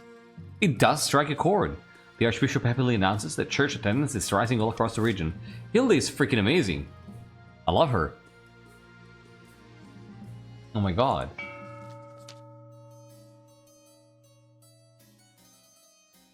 Aha. Deep in the back rooms of the royal palace, the Eastern Counts are poring over secret letters and scribbled diagrams. King didn't marry Lorelei, but at least he married someone. Now he just needs to get on with finding an heir. I'm not gonna read this. The counts have to contrast the schemes here. We all know.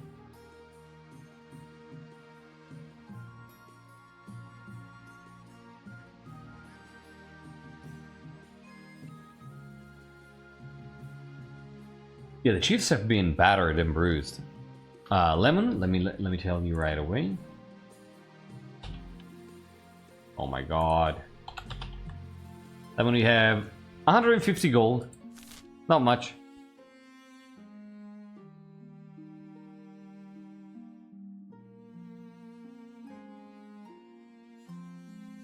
Alright.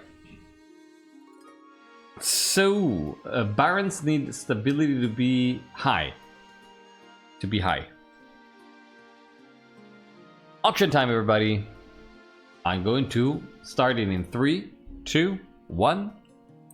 Auction time. Exclamation mark fund followed by the letter of the building you want to fund followed by the amount of money you want to spend.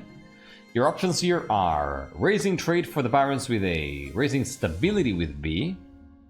Wouldn't be bad.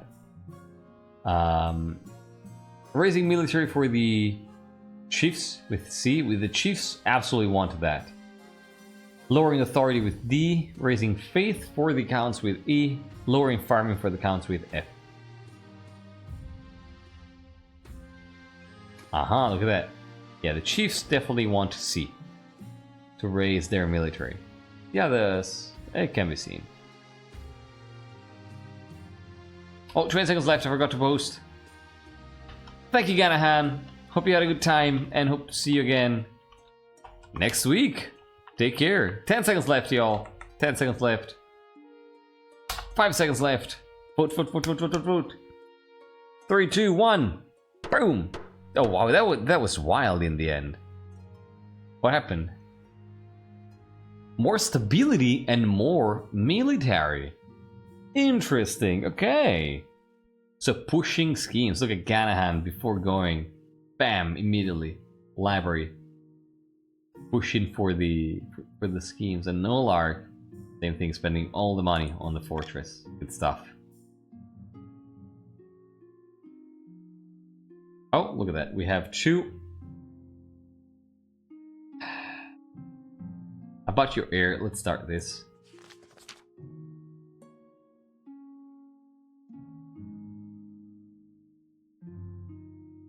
Biggest contributor at 600? Yeah.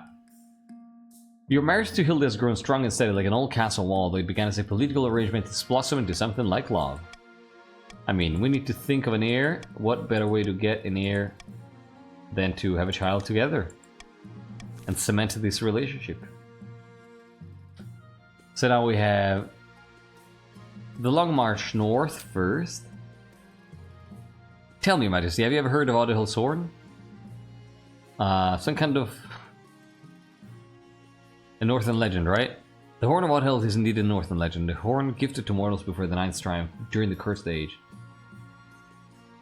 Pagan superstition, surely. Partly, the Horde is likely the creation of one of the deposed gods. The chiefs are merely built up the myth as a way of understanding things beyond their understanding. But it is real. It's said to have the power to destroy any fortification with a single toot. Chiefs are searching for it in the frozen wastes, having received a sign hinting at its location. That doesn't sound good. It's not. We'll need to stop them before they retrieve it, if at all possible. We've been gathering troops for the expedition to the wastes. We must act quickly, or they could set off as soon as it hits winter. As this winter. You hastily assemble the council to deal with the chief's military build-up. The chiefs predictably deny everything. Would you deny us our right to protect ourselves from the ice giants? Bah!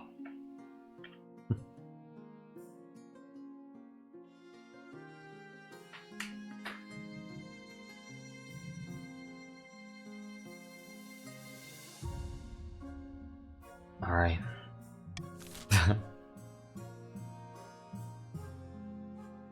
So what can we do? Forbid the northern armies from entering the frozen wastes? That doesn't sound great.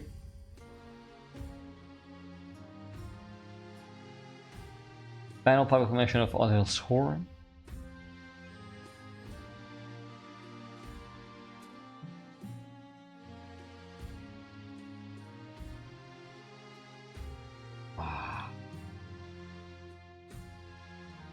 Do we want to be...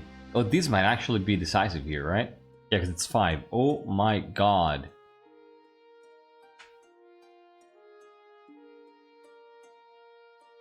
To respect the chiefs deciding to go farther north where the ice giants leave when winter starts and not when, say, summer. Yeah, right? Like, that's why I was a little bit confused by seeing winter.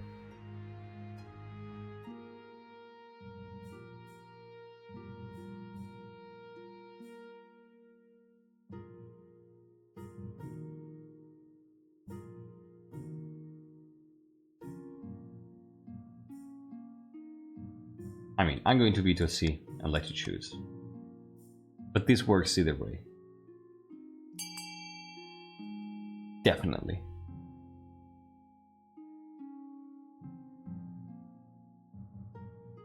Definitely.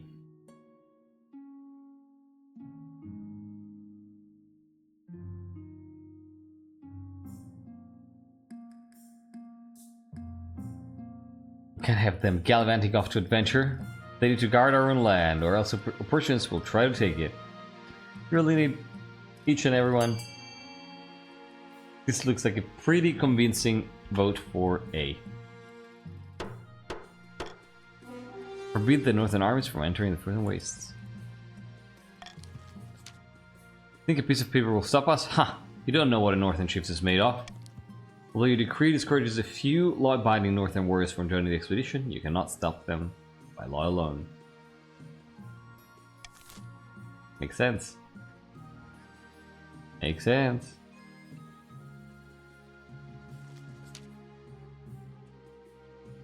Oh, look at that. This sounds like a familiar idea.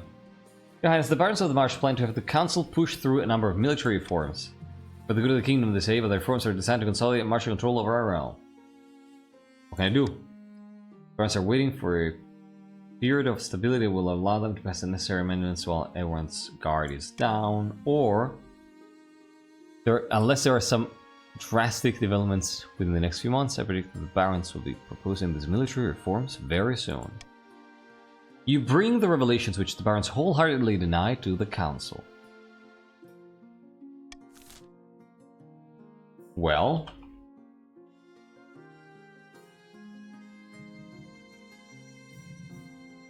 Oh, this is tough. Ah, this is tough. Do we want to accuse the Barons of treason?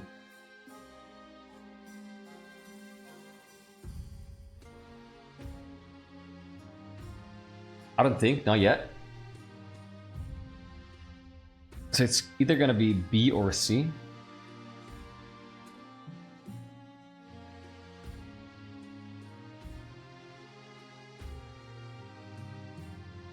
Gotta be B. It's of course gonna be B. Boom.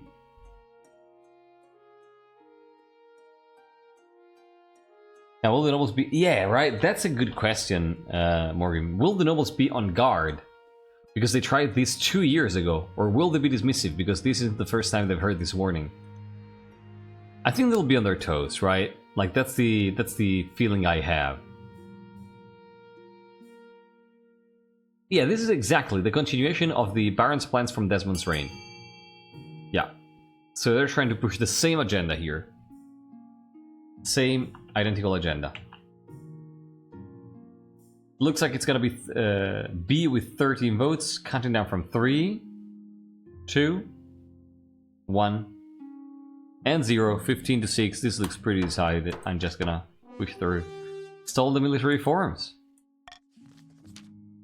You call upon the best legal scholars in the kingdom. Your chancellor digs deep into the dusty records to find any laws that might be to your advantage. The barons will no doubt push past each obstacle with enough effort, bribery, and coercion, but the council has at least bought you time. Great stuff. Ending the season here. Back at Chief Icy Hawk's clan hall, a troop of warriors are gathering for the journey north, but their numbers leave something to be desired. You call this an army? This is barely enough warriors to raid a shoot coup. How are we supposed to brave the ice giants with these green horns? We're working on it. It'll take time for our warriors to join us.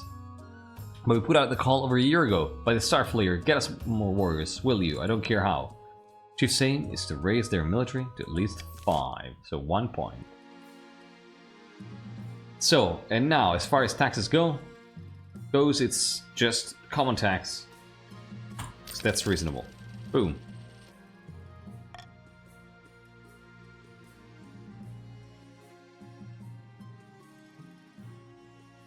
What do we have here?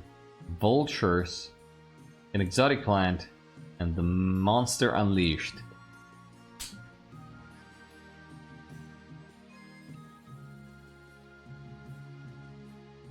Well,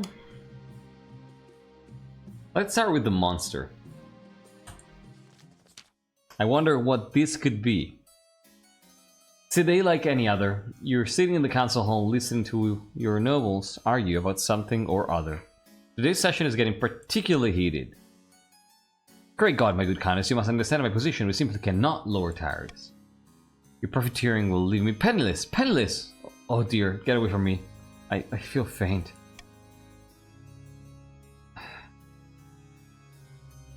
Are you alright? I have half a mind to... Ow! Before the astonished eyes of the council, Countess Amy's flesh ripples and bulges. Jet black hair spread across her body. Huge gleaming claws sprout from her fingers. With incredible speed, Countess Northwind Amy pounces upon Baron Simple Coffee and clamps her jaws on the screaming Baron's throat.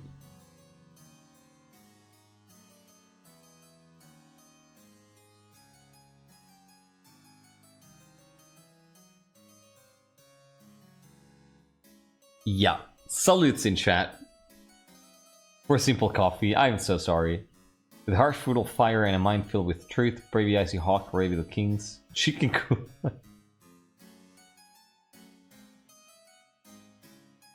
Oof. It's pretty lucky that Simple Coffee was here. Blood sprays across the faces of the rest of the council. Shock gives way to panic when the monster turns its glowing eyes their way. The council hall fills with shrieks and blubbering.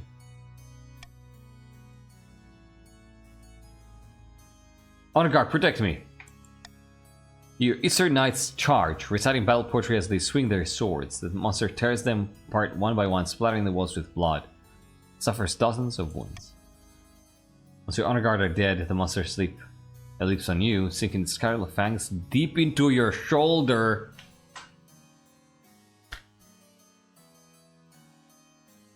Oh no.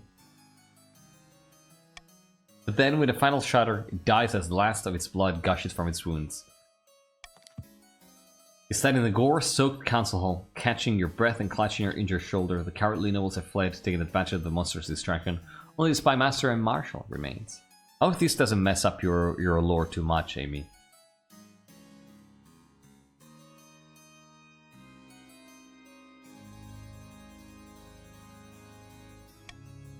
You don't see that every day.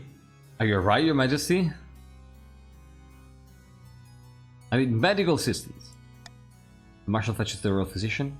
who hurriedly begins bandaging your shoulder.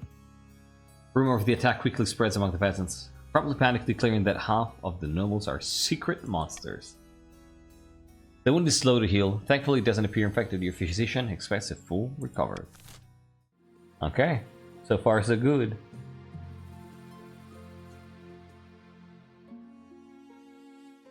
So far so good.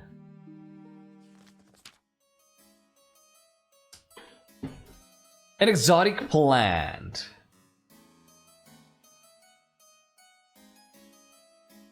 Contrary's player strides into the council chamber, brandishing a clay pot from which grows a long leafy plant with floppy yellow flowers. Our expert farmers have discovered a new kind of plant, Your Grace. Give me this medical plant. I thought you might like to name this exciting new discovery.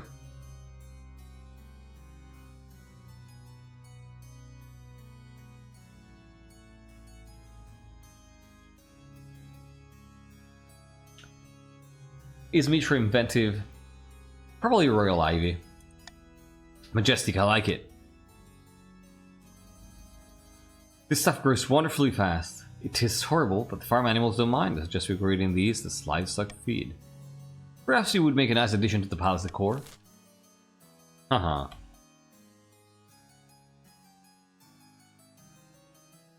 We're not gonna ban it.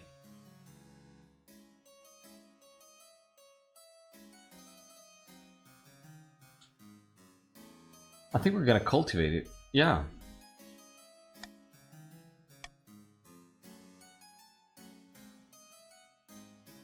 Yeah. This sounds reasonable, right?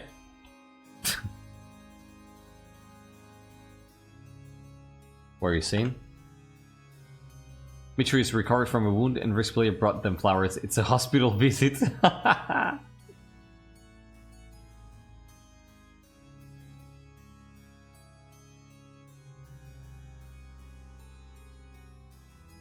The florist in me is screaming not to.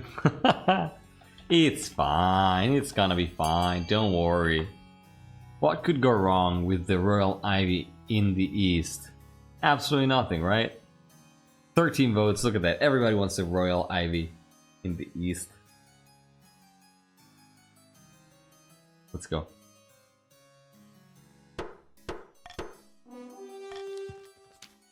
Eastern farmers plant fields of royal ivy to support their livestock. It spreads alarmingly fast and the pastures become known as the Royal Ivy Sea. Villagers claim you could walk for a day and not reach the end. Doesn't bode well. It does not bode well. Yeah, it certainly won't engulf houses and destroy native biodiversity, exactly. Certainly. Oh, people are still voting. Yeah, there is a little bit of a delay. And so let's do something. Since there is a little bit of a delay and it looks like Twitch is about to run some ads, let's run them now so people get a chance to refresh globally and I get a chance to use the restroom because I am drinking a lot tonight. So let's do that. Let's take a quick 3-minute break here. You use the restroom, grab whatever you need to grab as far as snacks and drinks goes, and do a quick refresh show. I'll see you in 3 minutes.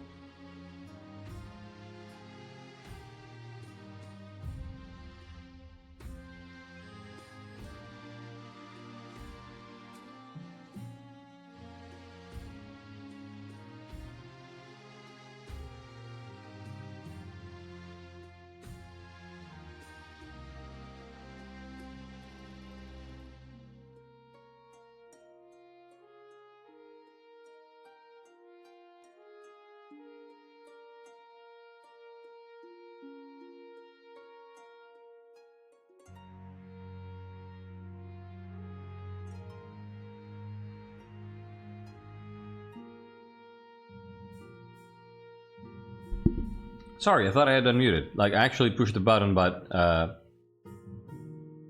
yeah. It didn't unmute. Apologies. I was saying, welcome back, everybody. Thank you so much for sticking around. How's everybody doing? How is everybody doing? So far, Michor has shown himself to be a shrewd diplomat and politician, but definitely not the best, not the most competent we've seen in our dynasties, right? Like, it's someone who has tact and knows how to act and how to present himself, but definitely not the most lucky, maybe. And definitely not the most competent. One thing we can say, though, is that after the events of last season, this season rather, he's now starting to be scared, right? I think that he felt safe as long as his honor guard was basically his most trusted people, right? His most trusted men, in the sense of people, recruits, soldiers, whatever. The people who had been with him during the coup. And now, Amy, do you think that your character died? Conte Estewin? Do you think they actually died?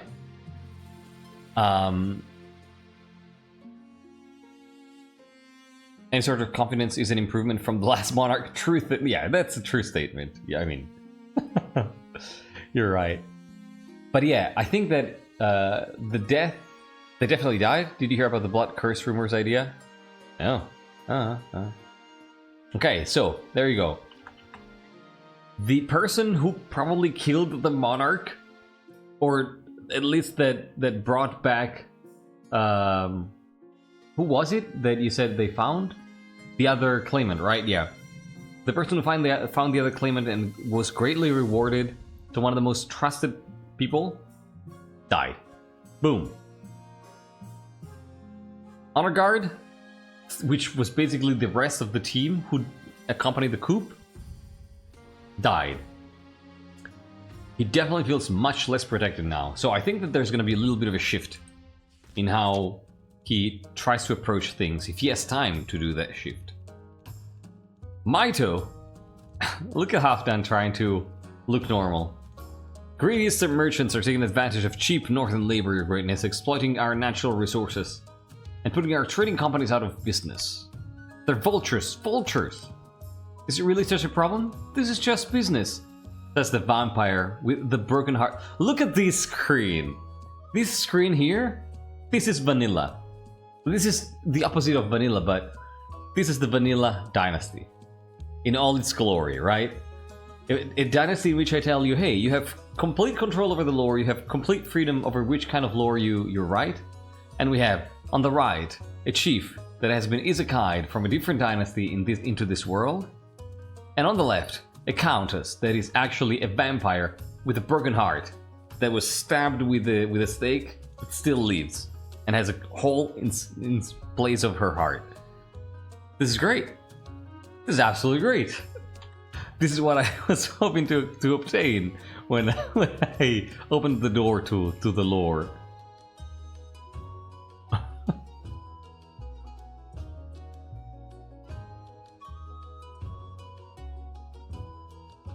It's like they don't respect the chain pact at all. I mean, sorry,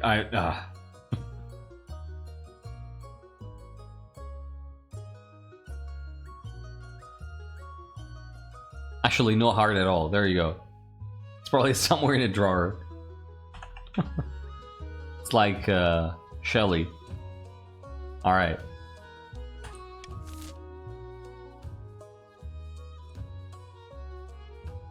The king will buy up the Eastern trading companies. That doesn't sound great.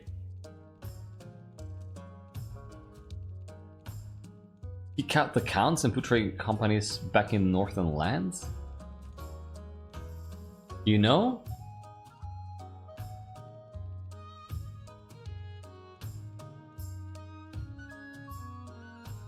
I don't think he'd spend the money.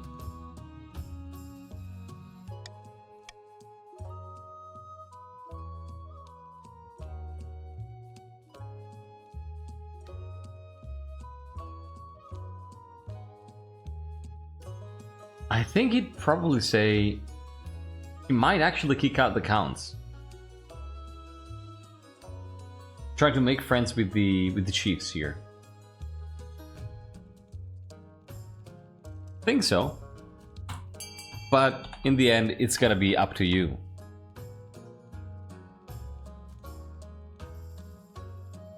Someone is out grave robbing? Oh my god.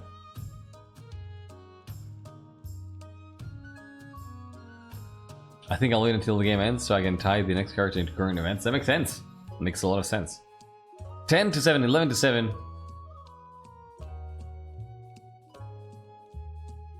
I mean, you can still vote, imagine as if there is a representative, right? At interim. 11 to 8. This is quite a contested vote. So if you have not voted, vote now. Vote now, vote now. 12 to 8. Just 4 votes difference. 13 to vote. 16. Yeah, never. For 14 to 9. I don't even know numbers anymore. 14 to 9. 5 votes. Counting down from 5. 4. 14 to 12. 3. 2. 14 to 13. 1. And 0. 14 to 13 in the end. Amy just a second too late. He got the counts and put trading companies back in northern hands. Blood and Stars, trust me, those northern fools will run my companies into the ground. All the eastern companies in the north are transferred to new ownership. Lumber yards, fur traders, breweries, iron mines. It all goes to Chief Maito. It all goes to Halfdan. As the months pass, it becomes evident the Countess Hesperus was wrong. The companies continue to make a nice profit, and their new owners spread the wealth all across the north. Huh. Well, this is great. This is great. Halfdan, want to see what you make with this.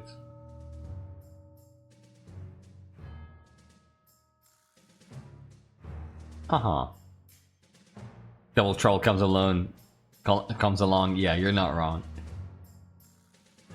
Oh my god, Halfdan, the Isekai noble who now gets a bunch of businesses and has absolutely no idea what to do. You know, I love to think that Halfdan is doing that in the style of Chain Pact, right? Like sharing and mutually supporting each other. Telling grandma about this, Michor? It's alright. I don't want to be here. It can be someone else from your family. After several rounds of deliberations, the council approves wide-ranging reforms to the kingdom's standing armies again. The Barons are the major contributors to this new model army, having volunteered their expertise and manpower in these trying times. Meanwhile, in a foreboding martial fortress, the Barons are celebrating. Ha! I can hardly believe they went for it. This is all well and good, but we have not won yet. We must make our final preparations before we take control. Barons of the March, what do you want to do here? Barons, do you want to march on the capital with the full strength of the new model army, trying to raise your military? But you want to quietly force the king to abdicate, trying to lower authority? Oh, this is a tense choice. What's new about this time? It looks like the approach. Maybe. I mean, what's new also? The fact that the other regions have lower military compared to the start of the reign. That Michor is much more insecure because the brunt of his supporters is dead, right? This is Electrius claiming. Yeah. Oh, the army flavor-wise? Honestly, it's probably some bureaucratic mumbo-jumbo. Nivek, welcome back and thank you for joining. How are you doing? This is currently a tie. Any Baron who votes here can break the tie. I'm gonna count down from 5, 4, 3, 4 to 3, 2, A is winning, 1, and 0. Same thing as a couple of years ago. Priest, a moment too late. March on the capital with full strength of the new model army. Doing great, Nivik. Thank you so much for asking. Glad to hear you're doing fine. Did it tell you where you ended up? I don't remember. You are a count. You are a count. Then it's settled. We have a plan of attack, but one last thing remains: defense. For a final march on the capital, we'll need a sensible home garrison to repel opportunistic attacks from other regions. So the barons must raise the military to at least 9. Alright. I think there's gonna be golden choice here, 100%. 100%.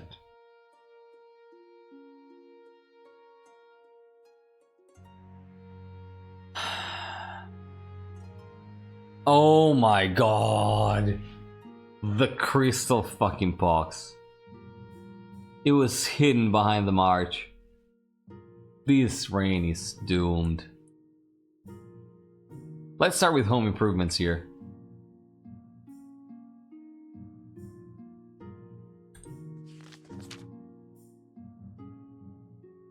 My liege, the march...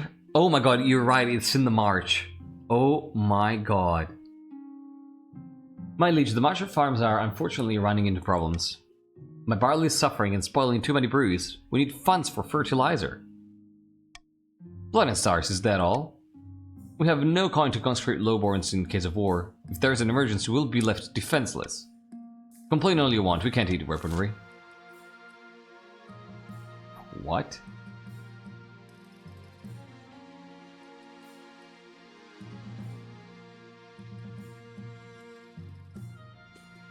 Provide funding for both regions. You have nothing to do with that. I think it might be A.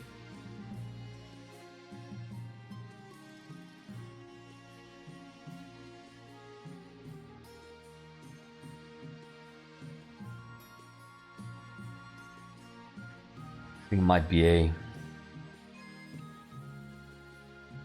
Or do you gonna or do you want to go C? I don't think we want to go C.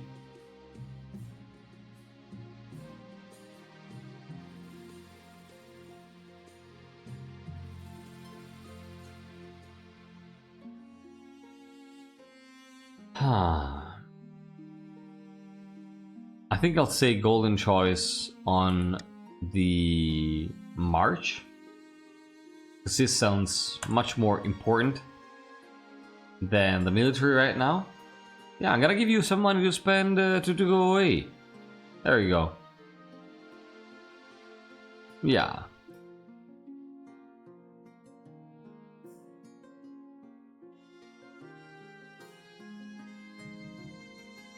Yeah. Golden choice in A. Golden choice in A. We help the farms here. We help the farms. So you can get some free money if you vote for A. You don't have to, of course. You can vote for something else, but...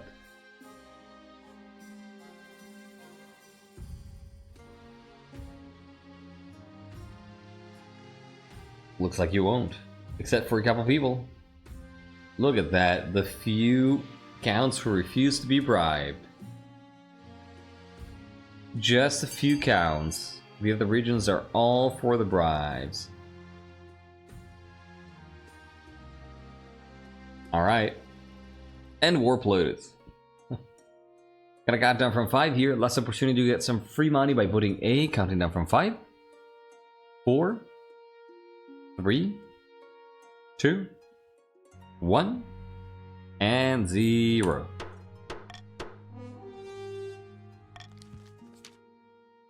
Count Nivek and some of the counts shake their heads and leave abruptly. Still, Baron Loafboat thanks you enthusiastically and later sends you a hefty sheaf of barley as a token of appreciation. It's very large. You send it straight to the Royal Brewery.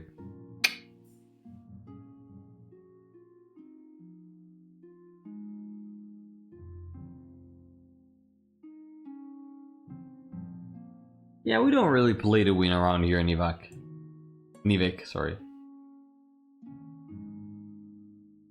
I'm going to do the pox first. Your Highness, bring bad news. An outbreak of crystal pox is ravaging the marsh. Alphaville. How many dead? Whole villages have succumbed. The disease is terribly virulent. Your Majesty, if I may make a suggestion, victims of crystal pox are only infectious at the boil stage. We can let them die and then rake up the profits. By the 9th woman, that is heartless. Even for you. The only way to fight the pox is to close the roads and shut down all trade until the wave subsides. Is that what you want for the march to lose money? I mean...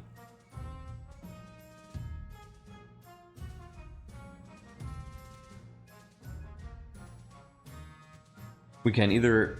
I mean, it's... we're not gonna spread the crystal pox, what the fuck?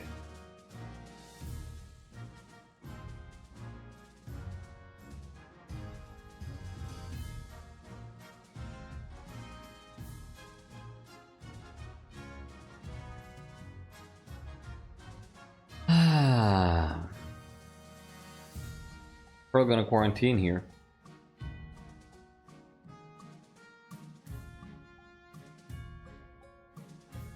We're gonna quarantine.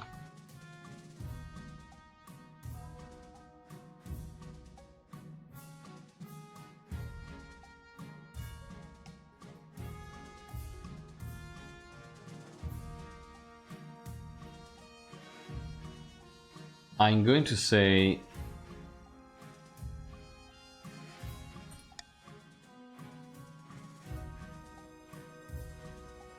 gamble on quarantine. Yeah. Oh god. Oh god. I don't want to see this. I don't want to see this.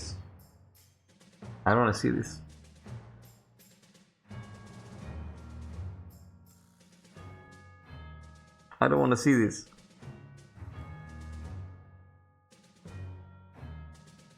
Oh! Oh my god, okay.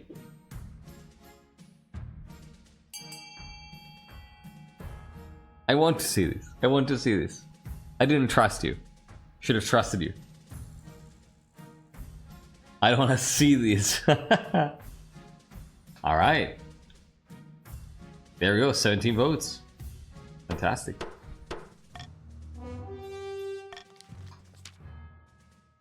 Blockades are placed on the roads leading in and out of the march, and nobody goes in or out, of course. For months, the crystal pox ravages the countryside.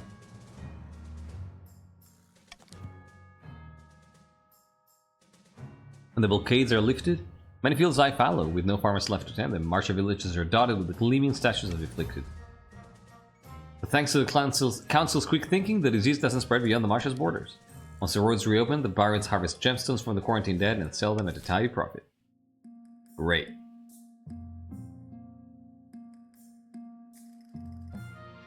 Fevered dreams. Over the course of the spring, you find yourself plagued by horrific dreams. You're running through open woods full of screams as your colossal jaws bite beast and human alike. You're always hunting, always hungry. The council has noticed your lack of sleep as you become tired and irritable during court sessions. Something must be done. I kinda wanna go hunting. What would Michor do here? Michor would not ignore this.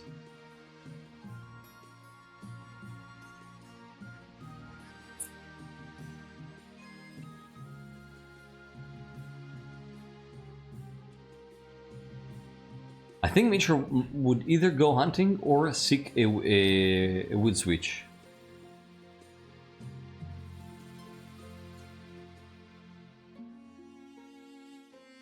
I think that Michor is a little bit tense and nervous.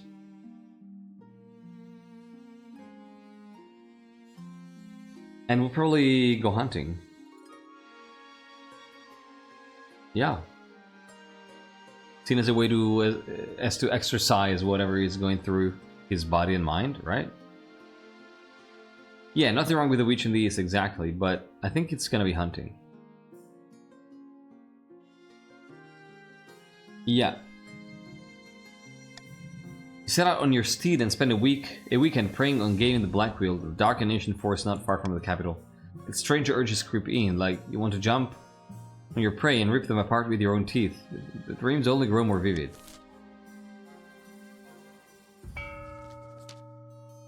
We did the right thing. So counts are trying to help us. Draco's bones, do you remember those military... Oh my god, look at this. Do you remember... Wait, is this Morgrim? No. This is not Morgrim, right? This is the game.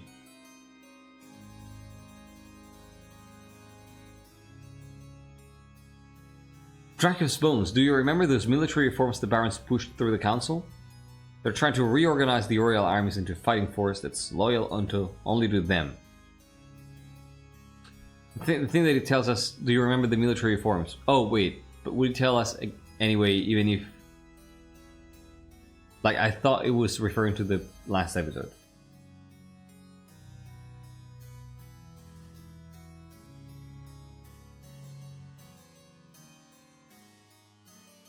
Ah, okay. Yeah. It's referring to the current game. Yeah, I realized later. Is it too late to stop them? The reforms have already been passed, and the king still has yet to produce an heir. Perhaps it's worth changing tact? Oh, fantastic. So, Counts, what do you want to do here? Do you want to help me, or do you want to try to stoke the fires and invent a reason to get angry? So you can support the king by diverting some extra tax from Eastern peasants. That would be lovely. Support the king with the propaganda campaign. Support the king by donating food in his name. So raising either authority or stability. Or do you want to stoke the fires and invent a reason to get angry at me? What do you want to do here, Count?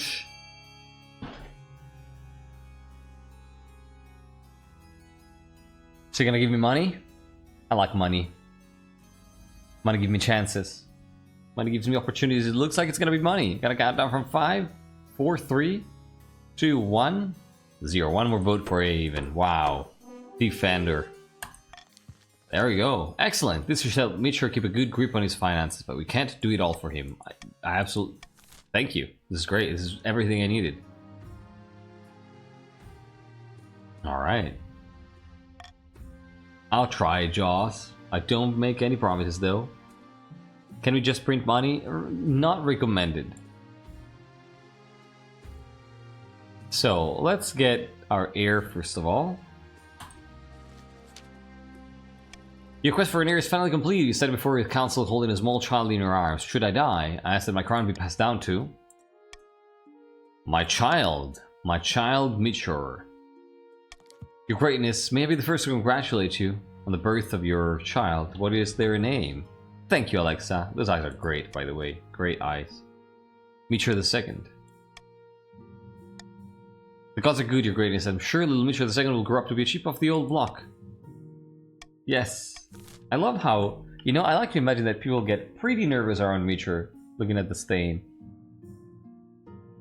There's too much fucking weed. I mean, you gotta get to smoking it.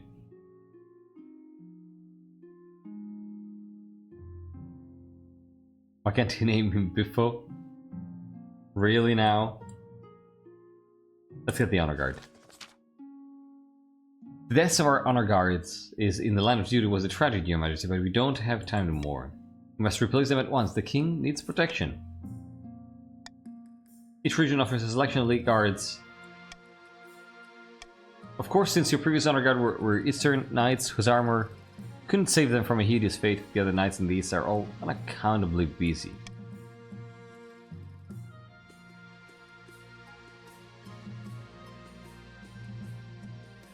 I think it might be...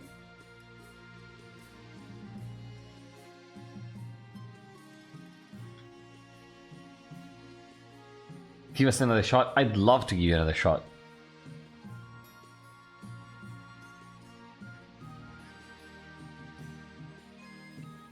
I feel like it might be the veterans.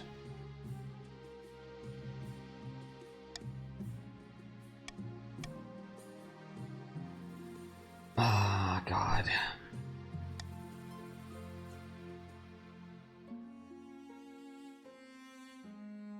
Wait your verdict with bated breath, Your Majesty.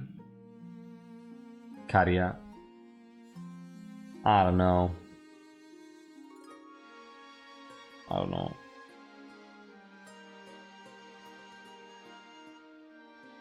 I don't know.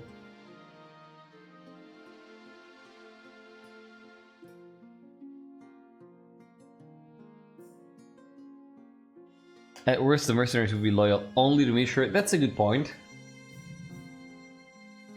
That is a good point.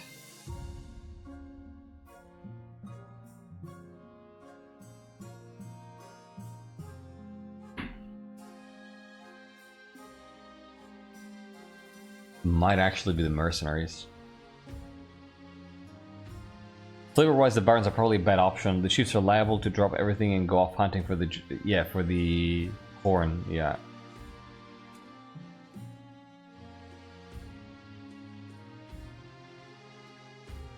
You don't trust us? Ah, it's hard to trust you.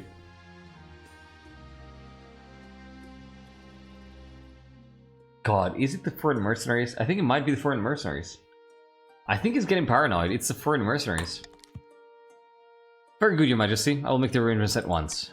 The Battlebeaten Brethren arrive a few weeks later. You've never seen such a gang with huge, unpleasant-looking cutthroats, sneering and smirking and cleaning their fingernails with daggers. Fears are assuaged by their commander, a grey-haired man who calmly explains the service they provide. As long as the coin doesn't run out, they'll sacrifice themselves to the last man in your behalf. Yeah. Curse your sudden but inevitable betrayal. Ah! Guards would have been the best? Possibly. For whom, though? Exactly. Michor does know all too well how easy it is for the honor guard to betray people. Yeah. I don't think he would trust the other region's honor guards. Our lovely royal ivy is flourishing, which is wonderful, but if few naysayers are concerned, which is ridiculous. The vegetation only is well in a few villages, it's all perfectly fine. Few villages, you say?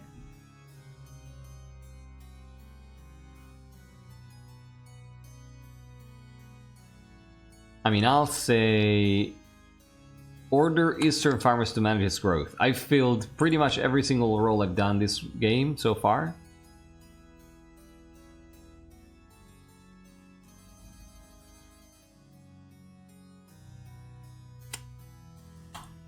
What could go wrong here?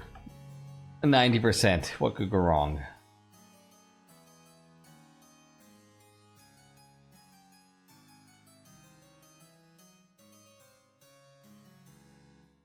Yeah, Nightwood is taking its sweet, sweet time. 4 to 5 to 7 to... What is this vote?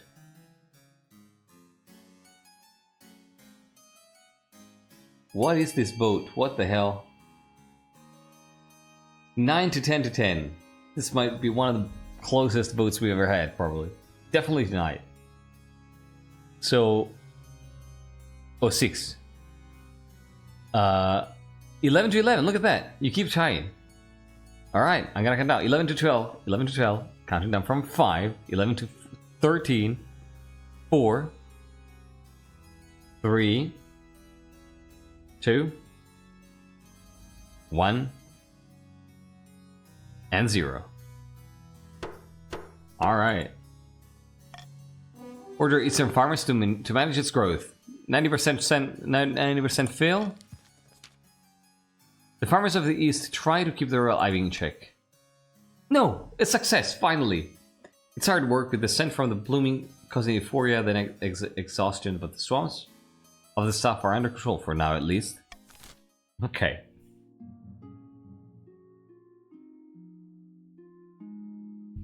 In Kaji world, the correct play is whether you or C would do it. Yep.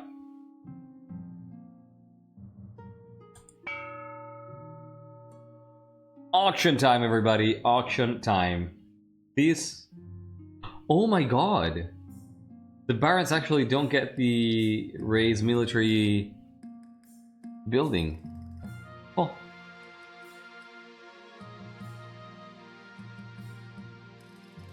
Is it... The chiefs still have it? Huh. Alright. So I'd love to have some additional trade here with E, if anybody wants to fund that. Alright. I'm gonna start in 5, 4, 3, 2, 1, 0.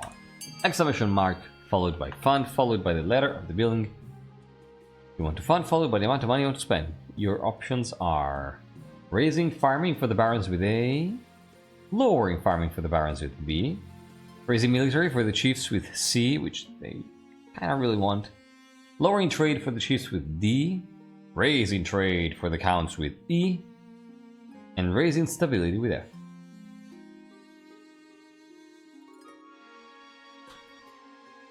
So far, E and C are winning, so raising trade and military. I have a feeling this might become a little bit tense the very last few seconds. 20 seconds are left. I'm gonna let you know there's 10 left here, so vote now, spend your money, spend your money, spend your money. Spend your money, spend your money, spend your money. 12, 11, 10 seconds left. And 5 seconds left now. Fund. Spend all your money, spend your money, spend your money, spend your money, spend your money, spend your money. What happened? What happened in the end? More farming? Oh, that's interesting. For the barons, that makes sense. And more trade. This is a lovely, lovely market. Lovely.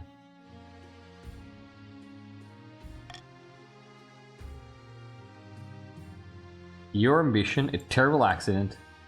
Devotees of the leaves. Please.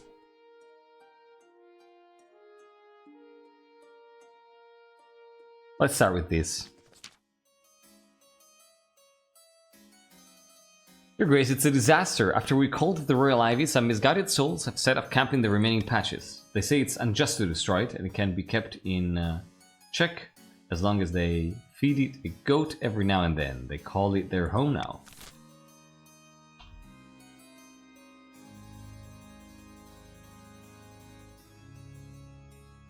Oh my god.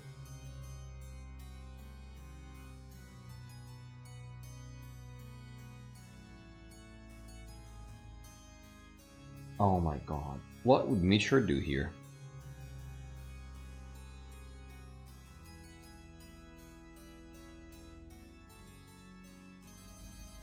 Probably alchemists, I have a feeling.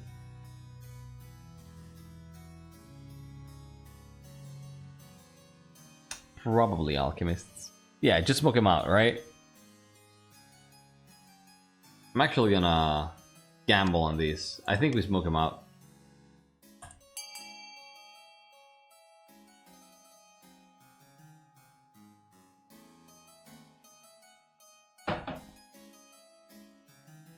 We're gonna smoke him out with insane amount of weed.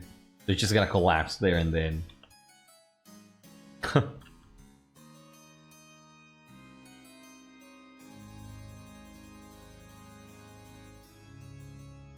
So what's going on here?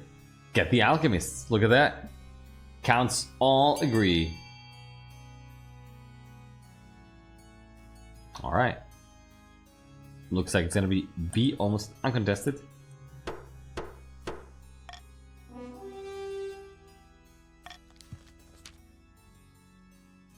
It's a success. Our luck is turning. The Eastern Counts hire alchemists to whip up a vast amount of non-toxic but irritating smoke. Great stuff. Works tremendously. The villagers sheepishly return to their homes, coughing and claiming that the Royal Ivy influenced them into moving into its territory. As for the Royal Ivy, now that people aren't living in it, the Counts can carry on cutting it back. It takes some doing, but soon it's little more than cautionary folktale. Great stuff. So, I think I'm going to start with the ambition here, probably. This kind of sucks. But we'll do it.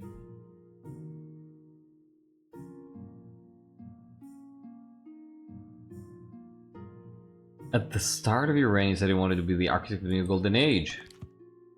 But so far, you've not convinced anyone. The kingdom's trade is still lackluster, Your Majesty. Golden age, more like bronze or maybe copper. Current ambition isn't working out for you. If you want to stop the nobles from overthrowing you, you need to pivot, change your image. Your other advisors have some ideas. Crush the nobles, smash their armies and force them to submit. Help us spread the zeal of the ninth god. Definitely not. Or be beloved by the common folk. Or declare war on the Ashmedan Empire. So I think that war is not great. Church, definitely not.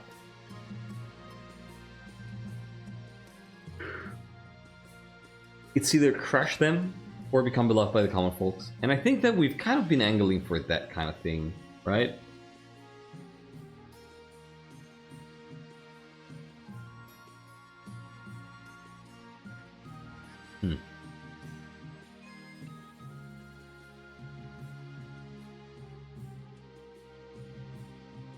Are any of these great?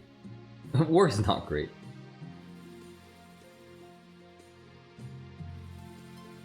What started long ago will rear its ugly face once more. A reign you start to rule in blood will always lead to war. Wow. That's a good one.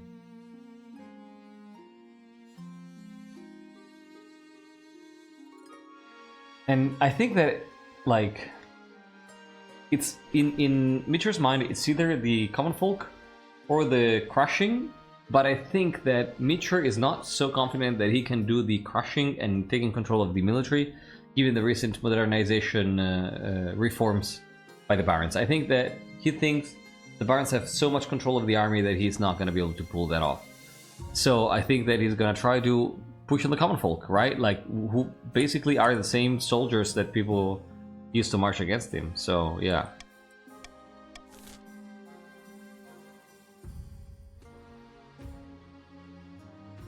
Yeah, definitely. Reputation for blood and crushing. But who knows, right? Maybe you can pivot.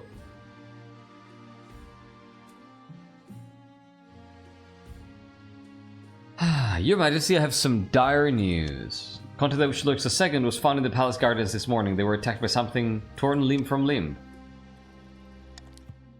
As they were technically your guest at the time, you must make every effort to assure that it counts that it was not intentional. Sorry, Lurks. You suddenly recall the night before. Dreams of blood and gore, ripping a helpless noble apart with your powerful jaw. Your Highness, are you listening?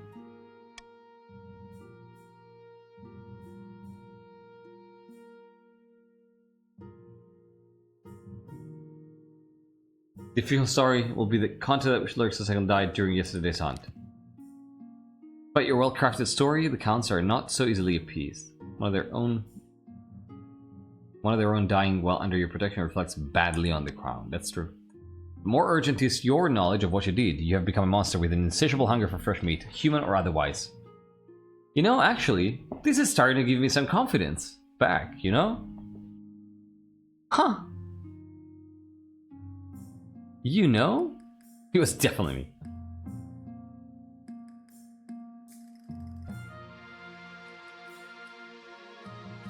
Could get used to this. If the Night God had not wanted this for you, it would not have happened. Rather than shy away from your newfound powers, you embrace them, indulging yourself with regular midnight hunts. Soon local peasants are afraid to go out at night, and rumors of a terrible, bloodthirsty beast spread across the land. This might be the monarch that is happy to have that happen to them. I think we're good here. We're actually gonna bribe the chiefs, because they're the poorest one as well, and want them to be our friends. Again, Michor, mastermind, so definitely playing around with this stuff. Competent politician.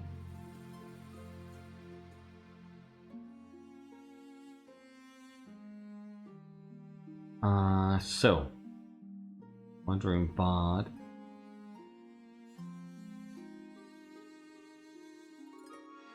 Yeah, we have a babby.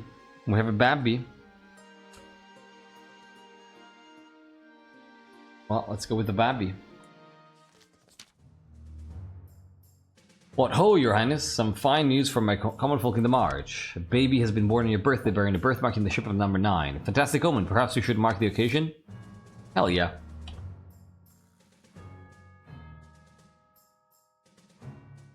You know what? Gonna give you money to send them a bunch of jewels and fine wine. Yep, there you go. Gonna give you money to do that. That sounds lovely.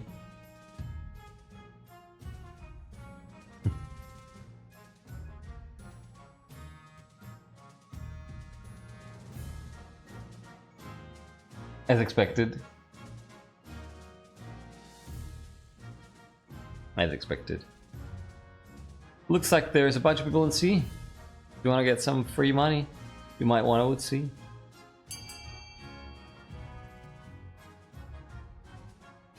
The one land that saves off starvation is a blessed baby, yeah.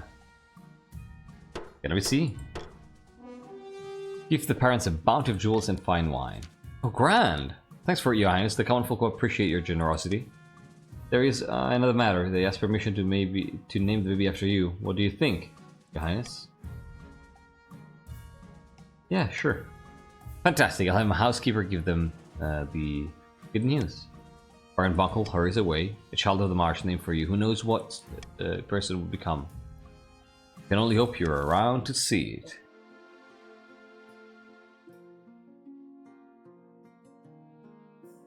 Alright.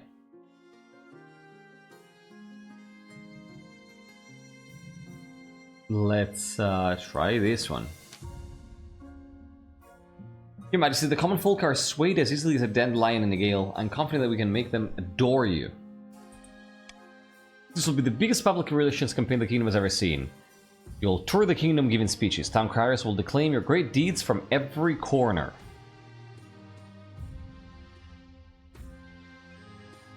How much impact can town criers really have? A group of town criers file into the room wearing bright red coats and each holding a very large bell. The Chancellor motions to the group. Immediately they start ringing their bells and bellowing about your greatest deeds. Wonderful, aren't they? Please make them stop.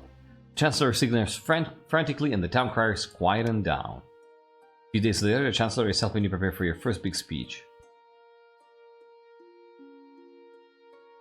Give him my fancy robes. Get the king his fancy robes. You're hustled out onto your palace balcony, below which a sea of expectant and unwashed faces gaze up at you. As you step out into view, they erupt in cheers. Hats are thrown into the air. Someone faints with joy.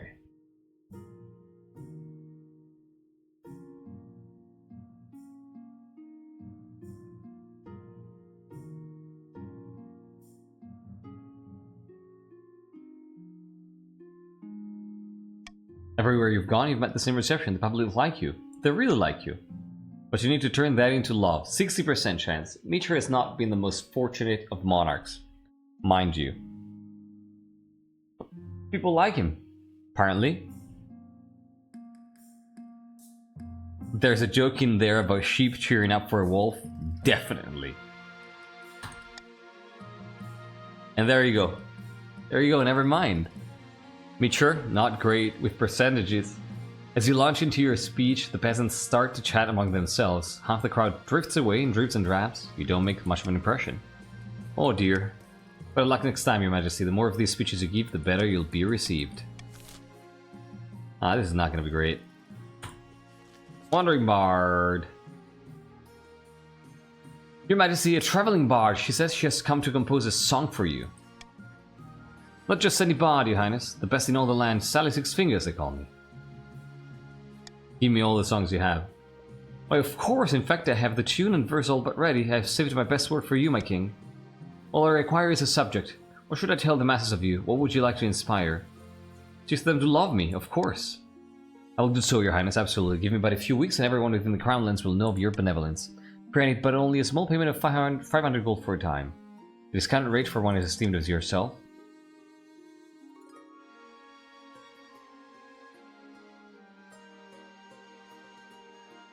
Ah, shit.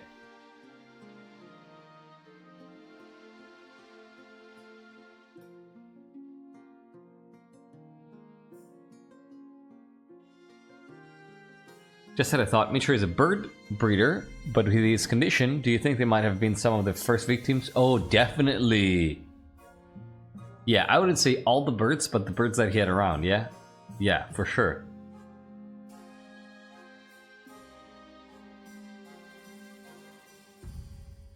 I think I'm just gonna do the 50-50 here. Yep. The bard nods enthusiastically and heads out to do your bidding. We get a thing? The song is the desired effect with everyone praising their good nature. There we go. 1%, that really doesn't matter. But we get it. We're gonna stay with these same things. Yeah, Michor wins for once, exactly. We got some events in the north here. So, we will start. What do you mean it's on top of the extra 20%?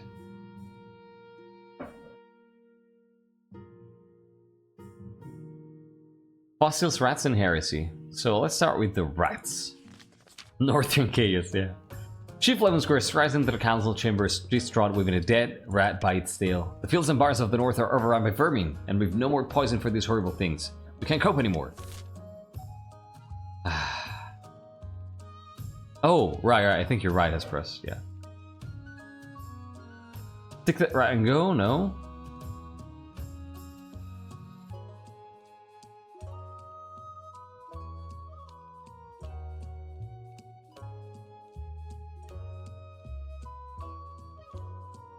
I think I'd say rat poison here.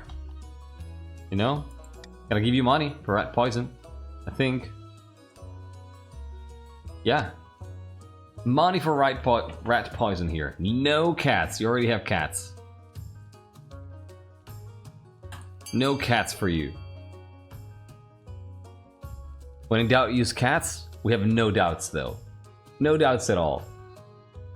Good night, evil Alpha.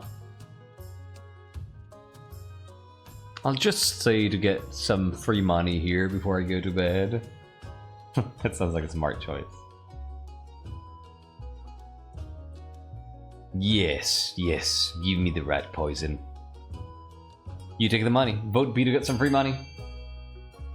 Last chance here. Counting down from 3. Vote B to get free money. 3, 2, 1, 0. You didn't notice the golden chest? Yeah, that's what they all say. Notable how Desmond's solution was to send cats. Michor's solution was to send poison. I'm glad you noticed, Kane. I'm glad you noticed. And it's a success. He sent barrels of poison to the north, closely guarded. Soon rat corpses litter the land. It's messy and poison stockpiles will take some time to recover, but the infestation is over. Look at these perfect 3 defiance all over the board.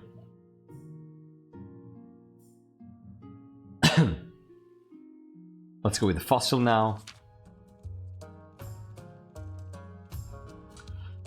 Hey Jammer, good news, Your Highness. That's a badass portrait. The stadium is already attracting visitors from all over the north. We've already started expanding the stunts. From all over the north. Morgan, I don't know if you're here and if you want to fix it, but I find it funny. If you don't want to fix it, I'm fine with it. So there is a small problem, because, you know, it always makes me want to speak like this. Well, dig in more foundations. Builders found bones in the rock. Whereas as the things the beast they came from must be larger than the stadium itself. Nothing, there is no problem at all. No problem at all, Morgan.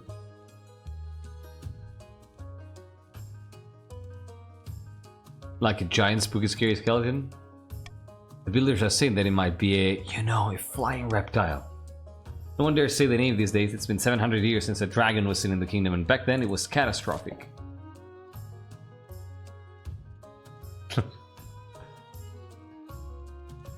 It's the correct orthography according to the old Wasi, yeah.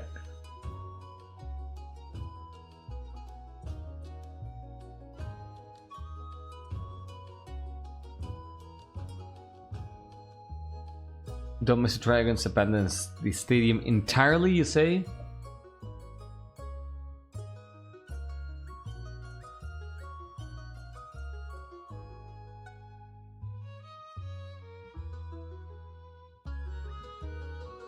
I'd say, you know, yes. Yes. Is Michor? I don't think Michor is, you know, believes in this kind of stuff. Romantic. I think Michor is actually like, hey, Carry on. Who cares? It's fine. Carry on.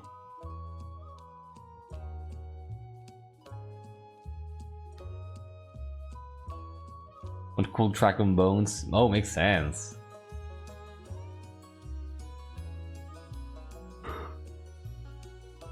Eight to 6, really? Is that your final vote?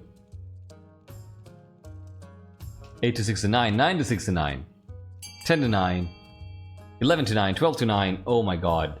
We're actually carrying on building. 13 to 9, counting down from 5, 4, 3, 2, 1, and 0. Come on. Chief, only need 5. A jammer bows, looking relieved. Progress continues, though the workers report rumbles in the ground that cause sleepless nights. Okay. And finally, you have a spot of heresy here. The barons need 9.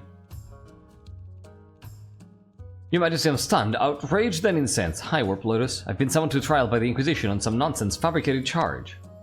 They said a group of church missionaries went missing near lands that were scholar around there. Anything could have happened to them.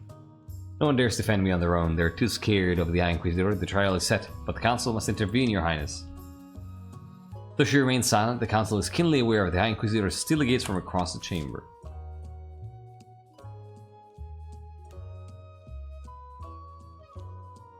We're not gonna help the Inquisition, come on. Let's see what the gamble situation does for us. Either way, we're gambling here. I think Michor would probably be for searching a witness, you know, trying to help out people, trying to make friends, because I probably think that he thinks that he needs way more right now. More friends, I mean. Looks like it's gonna be A, 16 to 9. Let's continue. All right. You distribute a proclamation amongst the chiefs, asking for witnesses of Warp Lotus innocence. Yes, success. A northern villager eventually comes forward saying she saw the missionaries heading in the direction of the frozen lake near Warp Lotus estate. Indeed, they're soon found wandering aimlessly through the featureless tundra, completely lost and snowblind but alive. With no dead missionaries, the High Inquisitor is forced to drop the charges and pay compensation to Warp Lotus, who sends you a small gift in thanks. Thank you, Warp Lotus. Appreciate it. Hell yeah. Michor discovers that friendship is magic. Michor discovers that friendship is useful. It'll be fun line. Get the chiefs past stage 2 so they're no longer in competition by the time summer hits. Yeah. Michor is really holding the shit, yeah, shit together, I agree.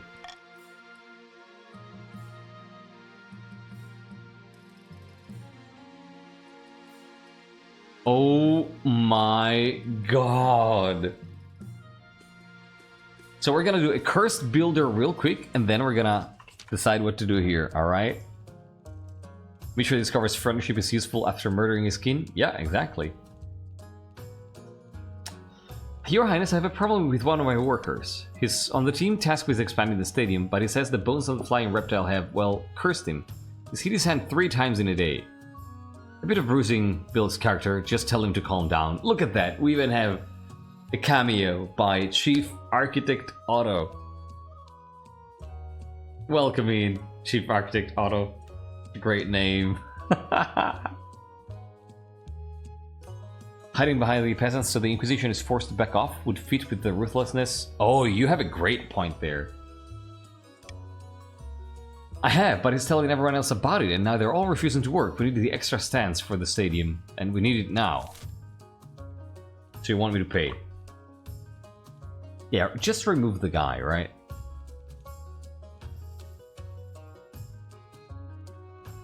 So I am sure that the chiefs are gonna push for D to raise their military here. But I say, just get this guy out of there. Just remove him from the side, is what I'd say. There you go.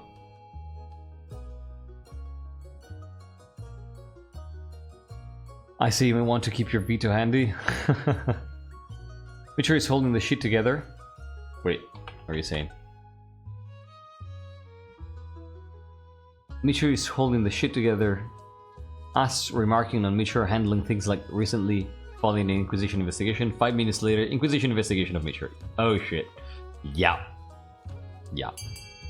Yeah, this might not be great for him. So where are we here? 9 to 10. Oh my god. However, we having so many close votes tonight, but not as many ties. This is incredible.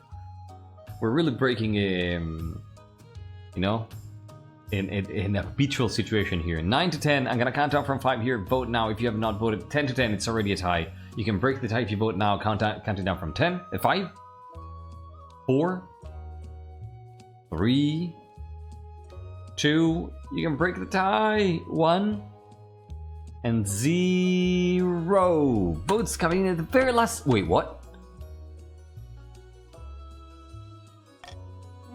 Okay, votes coming in at the very last second. There were, oh my god, there were some last second votes on D, and then I saw some last second votes, very last second votes on A coming back up. This was so close. Oh my god, this was so close. You expect us to simply leave? Gods be good.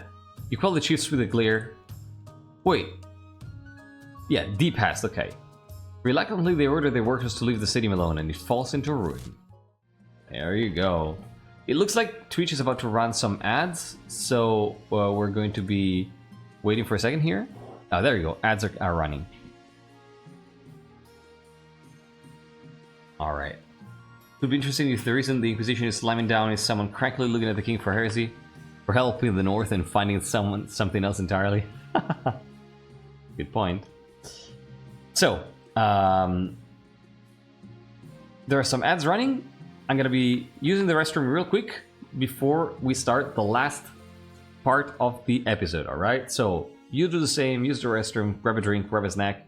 Gonna be right back in 2 minutes, and we're going to decide what to do with this whole situation here. See you in 2 minutes.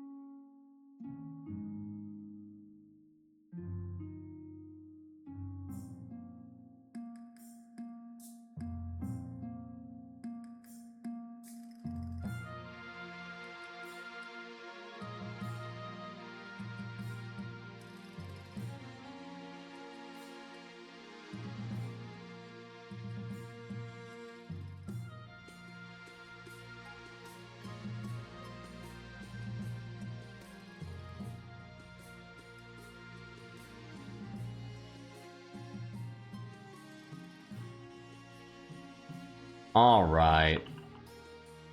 Welcome back, everybody. Thank you so much for sticking around. It's time. What are you all saying in chat?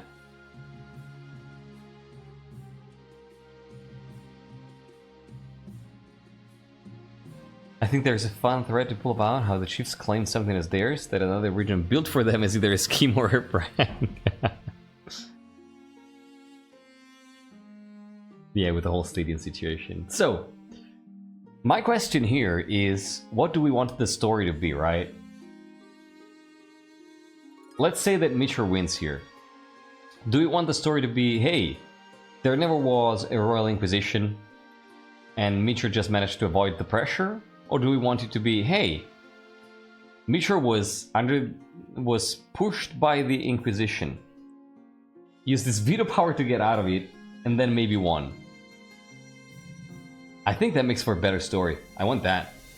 I mean, trying to hide behind the common folk makes a lot of sense with Michor, but I think that in he's bloody enough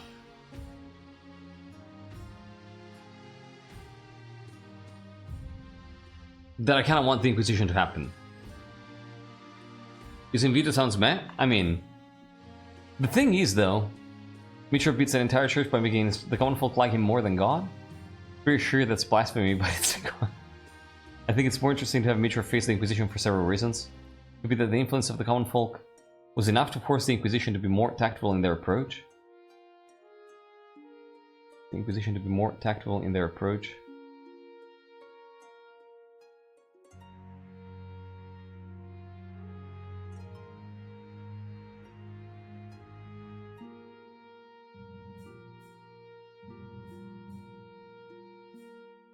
Could be that the influence of the common folk was enough to force the Inquisition to be more tactful in their approach, instead of demanding the council burn him alive. Huh, okay.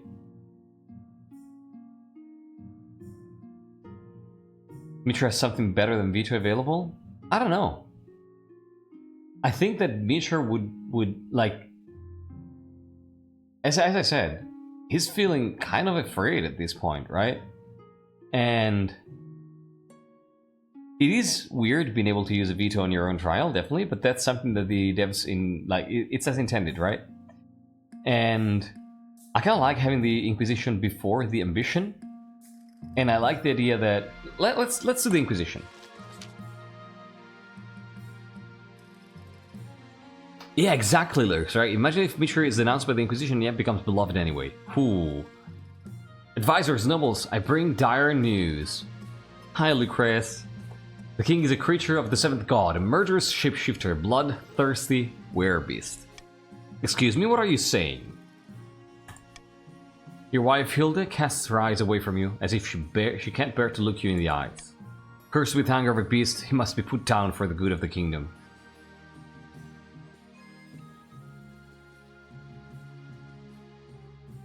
That's a preposterous lie. Is it? Did you think content that which lurks II's death would go unnoticed? The trail of blood runs straight to you. Esteemed nobles, take action!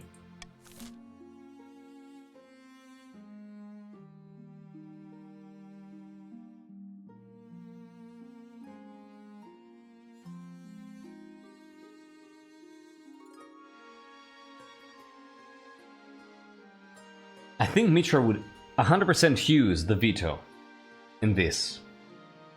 100%.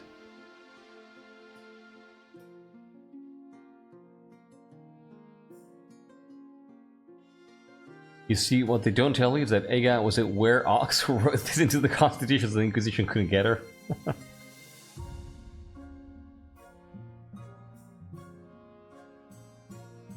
This is the perfect character to do this. Like,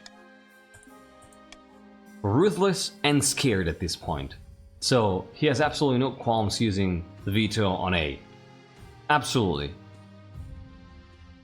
He'll do everything he can to survive and to get to see the end of this.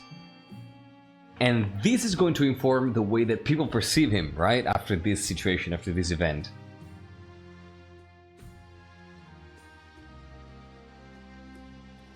I think year one, Michor would have Golden Sea, but year 3 Michor would not. There you go. Exactly. Exactly. 100%. 100%. That is the exact distinction. Now, year 1, he felt confident. Now he doesn't at all. So now he has become more vile in a way, right?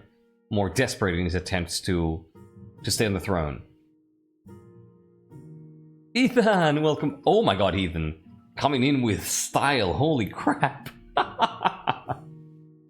Welcome in and thank you for joining. And thank you for the 1,000 freaking bits. Holy moly. Coming in with a bang is what I call that. Thank you so much, Ethan. I really appreciate it. Are you a count? You are indeed a count, yes. Yeah, Ethan is always has these great entrances. It's like, hey, you know what? There we go. We have a tie? Oh my god. Ethan, you might be able to break the tie here if nobody else votes. There you go, Nolark broke the tie. Thank you so much, really. That this moment helps quite a lot, I'm not gonna lie. Thank you. Okay, there you go. Ethan, you can break the tie. Nope, I can give you a tie. And Neve breaking the tie again. So, last call here. There you go, another tie. Oh god, this is a torture. Last call here. 14 to 14. If you have not voted, vote now. Shiny coming in 15 to 14. Counting down from 5. 4. Last opportunity to vote here. 3. 2. 1. And 0. There you go. That was an insane vote. And in the end, the nobles choose to confine the king to his quarters until a solution is found. Holy shit. You're dragged from your throne to your quarters where the door is barred behind you. Eventually, an inquisitor visits you in your bedroom and gruffly forces you to drink a foul-smelling brew that he says will suppress your dreams. Holy shit! It's now or never. By the time you're allowed back in public, the nobles whisper about you behind your back and give you horrified stares over their shoulders. Oh my god! Oh my god. You're not sure you'll easily regain the trust, even if your curse has been suppressed. This was the best choice ever.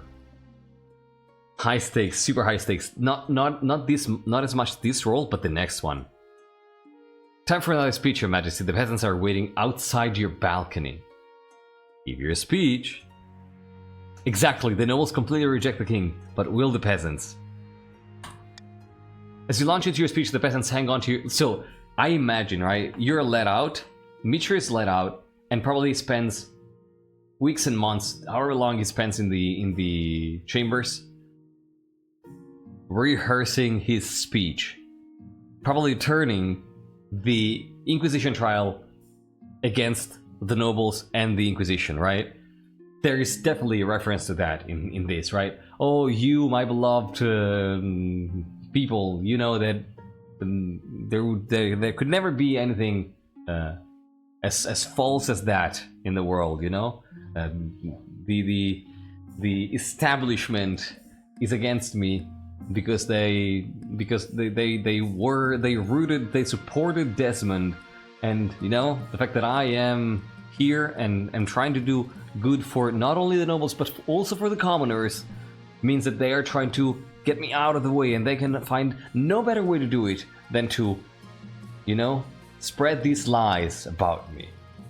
Pretty sure that that's the tone of the conversation, of the speech that Michor gives.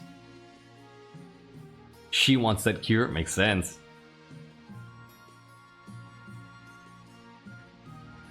Oof. Michor may not even be let out properly. He's just speaking from the balcony of his chamber he still has access to. Oh my god.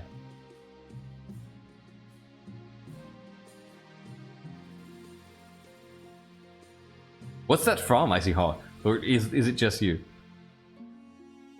They supported Desmond, the ultimate defamation. As you launch into your speech, the peasants hang on to your every word. The crowd grows and grows. Made it up. It's a good one. Oh my god. To paint a man of the people as a beast is the very picture of corruption, my fellow citizens. That's so good. Yeah, Michor slaps. Wait, I see a bunch of messages that I want to read.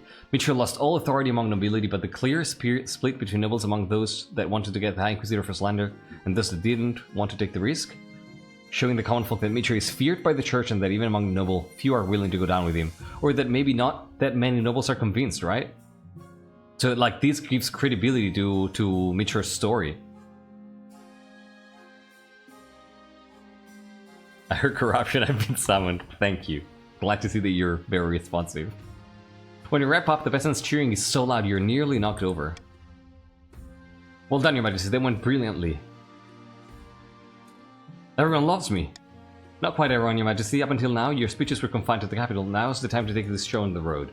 For the next few weeks, you travel all over the kingdom delivering that same speech to packed venues. Everywhere you go, you're greeted by cheers and applause. Things are going wonderfully. The common folk of the marsh even want to throw you a surprise banquet to celebrate your achievements.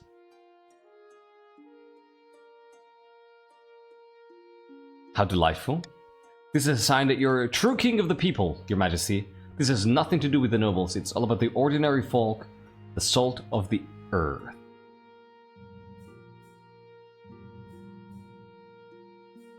Is this travel canon? I'd say so. I think we got him out. So when is this banquet? I trust we'll hear from the march soon. It's an 80% chance, in spite of the 3 farming in the march. Oh.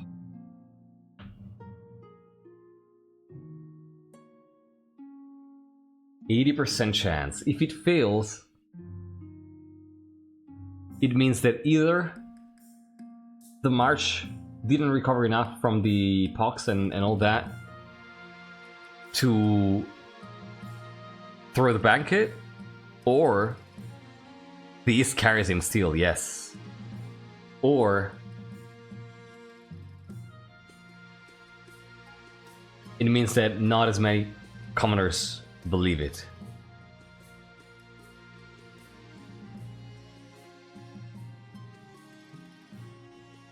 %80 chance. Is Michor doomed, or is he saved? Let's see. He's saved! I cannot believe this. I cannot believe this. After a few weeks, the Chancellor sidles into your office looking very pleased with themselves. Your Majesty, the townsfolk of the March are ready for you to visit. You know what's gonna be interesting? Seeing how Michor II, generally despised, except that maybe from the peasants, is gonna deal with this whole thing, especially once the curse shows up again. Oh my god. Your Majesty, the townsfolk of the March are ready for you to visit. What do the barons think of this? They only just found out about it. What are they going to do? Disinvite the king? Make your preparations to leave. Although it's meant to be a surprise, you may as well bring some essential luxuries. Your wife Hilda steps up into the carriage and settles beside you, giving you a kiss on the cheek. You traitor. I wonder why you were bothering with all those peasants. I never cared what they thought. But now I see the advantages of paying more attention. It's the one thing that saved me, the peasants. Yeah, this is sheep literally inviting the wolf to dinner. Yes. Yes, yes, yes, yes, yes. Have a good night, Ephra. This is very nice, don't you think? You know? I think at this point he just admits it. It's good enough lore I'm reposting. If I can be a bit selfish and make it about me, the people know the nobility had a werewolf already. They let them go free. The peasants have reason to think of this whole thing as political theater. Oh my god, you're right. You know? I think, especially since this is a chancellor that he put in place, is just gonna admit it. These foolish peasants are wrapped around my finger. Quite, Your Majesty. See, and the Chancellor fucking knows, and they are in. Oh, little Michor II makes the Chancellor play increasingly undignified make-believe games in the journey. You finally arrive in the Marcher capital. Everywhere, the people line the streets and hang out on the windows, cheering your procession. Baron Crown Bishop stalks up to you and bows. His smile is very rigid. Hail, Your Highness, how good to see you. Surprise. By the ninth god, I had no idea this was happening. Citing the ninth god after the Inquisition starts the trial. The Marcher common folk have decided they support the crown so much that they've put on a party in your honor. Goodness, I'm overcome. Nah, they love me that much? No, quite right. I deserve it. Well, that's what the common folk think, anyway. Voices of praise follow you as you travel to the banquet hall. Townsfolk throw flower petals in your path. Baron Crown Bishop's face is like thunder. Yeah, that's arrogance. Absolutely. But also, Isaac has only seen one monarch victory in their life, yeah. The Chancellor trusts in the potency of the cure Michor was given, so they're not worried about being mauled. Or maybe they're just really hoping that doesn't happen. Genuine question, wait. What is the Theranthrope tribe from the east? Oh, I don't know. Wolf Forest, okay.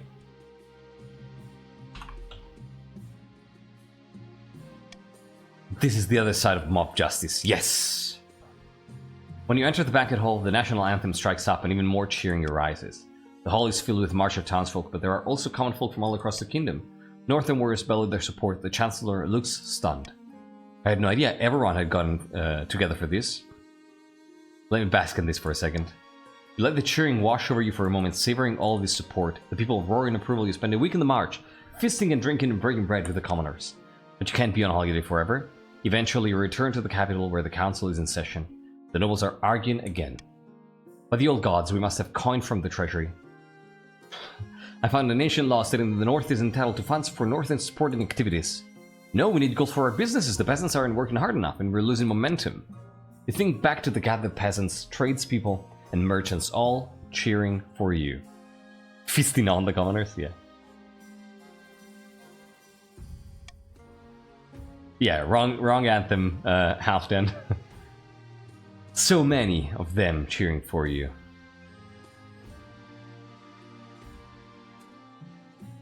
Be quiet and let me make the decisions. It's not about you, it's not about the peasants, it's about me. The nobles gasp and mutter among themselves. You hear one of them saying something nervously about the commoners. Hey, Your Highness, of course. So in the end, Michor lost all authority, but had the love of the common folk. The East prospers greatly, so they love him. He helped end the famine in the North, and the Marcher peasants hate their nobles for overtaxing them so much, and hope Michor will save them from such injustice. Yes! Intimidating the nobles with zero authority is such a power move. It is. That's how scary this stick is. Even over a single day, it becomes clear that the nobles are running scared. You have so much support from the ordinary people across the kingdom that the nobles have realized just how outnumbered they really are. Council sessions become smooth, quiet, and efficient as you sweep through any objections. The kingdom grows truly harmonious. Even your crown feels lighter on your head when you put it on each morning. Your reign stretches out in front of you, full of hope and ready for a bright future. Good game, everybody. GG. Oh my god. Good game. I think this is such a great conclusion. Holy crap. Does this cleanse the crown? Hell no. Absolutely not. From usurper of the throne to a champion of the people, well played, my liege. Well, thank you. GG. The Baron's revolutionary plans for the new model library are quietly shelved again, but not forgotten. Those blueprints will surely come in useful someday, like next year. The chiefs abandoned their hopes for Oddhill's Horn, which passed into legend once more, a treasure fit only for seducing adventurers into frozen wastes where ice giants and hypothermia await them. The counts celebrated their victory, and Michor was venerated as a true hero of the East, but some whispered that the counts were losing control of their puppet as the king consolidated his power and his heir, heir apparent Michor II. It's nice to be loved, especially when you're loved by an entire kingdom. King Michor rode a surge of public adoration for another 15 years of carousing, feasting, in popular reform, which were promptly undone after his passing, but the peasants thought it was nice while it lasted.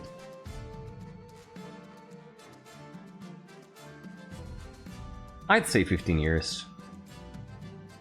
For the year, you say, I don't know, I'd say 15, 16, yeah, actually good question. Yeah, 18 is actually a good point.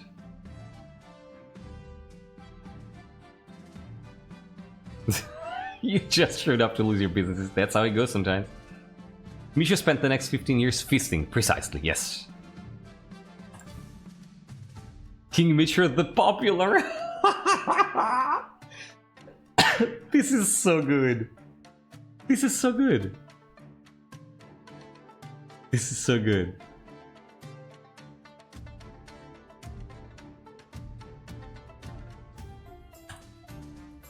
Fritz is the richest noble and crown bishop, who is very pissed, is the poorest one. He won't be eating people? From time to time, maybe he will, you know? He probably neglects from taking the potion from time to time.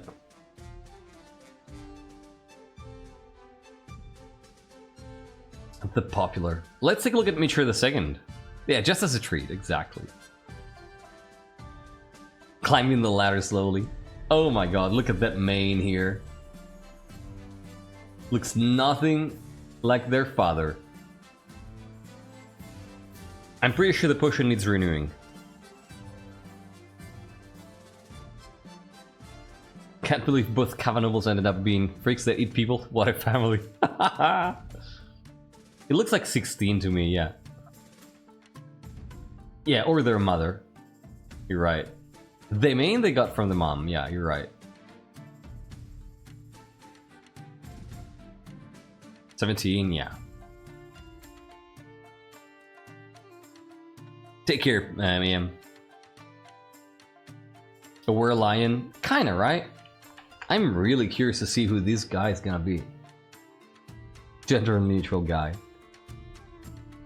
A dingo.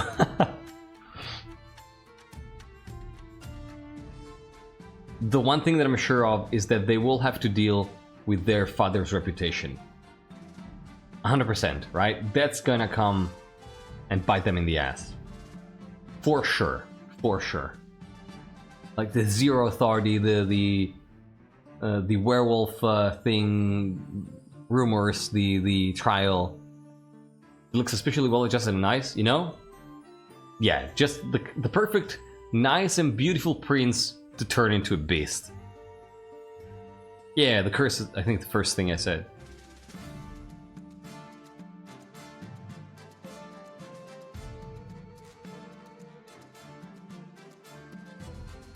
I'm excited for this one. I'm really excited for this one. Yeah, Beauty and the Beast, right? So... that's awesome, Morgrim. Yeah, exactly, I mean. What nickname should we give Michor the First? The Wolf? Depends. I mean, the Popular, the Wolf, whatever you want. The Feral, the Predator, the Hunter, the whatever. The Alpha, man, get out of here. No, the Predator is not a good name, actually, yeah. The Alpha, not a good name either. Yeah, the Predator is not a good look. You know, it's... in Italian, that connection is not as clear as in English. Yeah, but I don't like to reinforce that kind of alpha shit. So I would personally avoid it.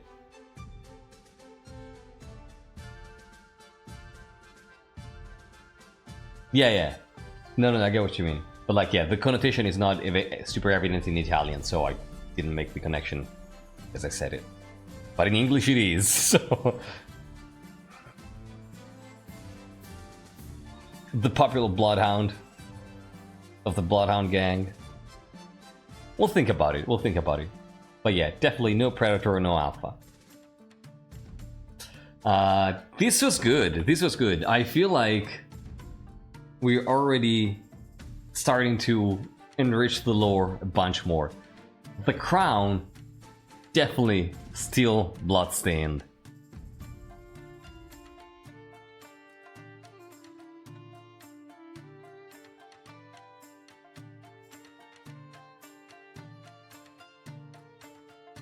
Oh, hey, that's a good point, Hesperus. I'd say that's a conversation for the Discord, right? Yeah, take that conversation to the Discord. I want to know what you come up with. It's up to you. Everything is up to you, y'all. Told you. This is the Vanilla Dynasty, where there is zero lore prep from me, and all the lore is made by you. Aside from the few contributions that I make during the episodes, everything comes from you. All right. That's going to be it for episode number 2 of the Vanilla Dynasty. I gotta be back next week with episode number 3. In the reign of Monarch Michor II, and see what big mess it's going to be. Because I'm pretty sure it's gonna be a big mess. We'll see. Thanks so much for playing so far. To see you in episode 3. See ya.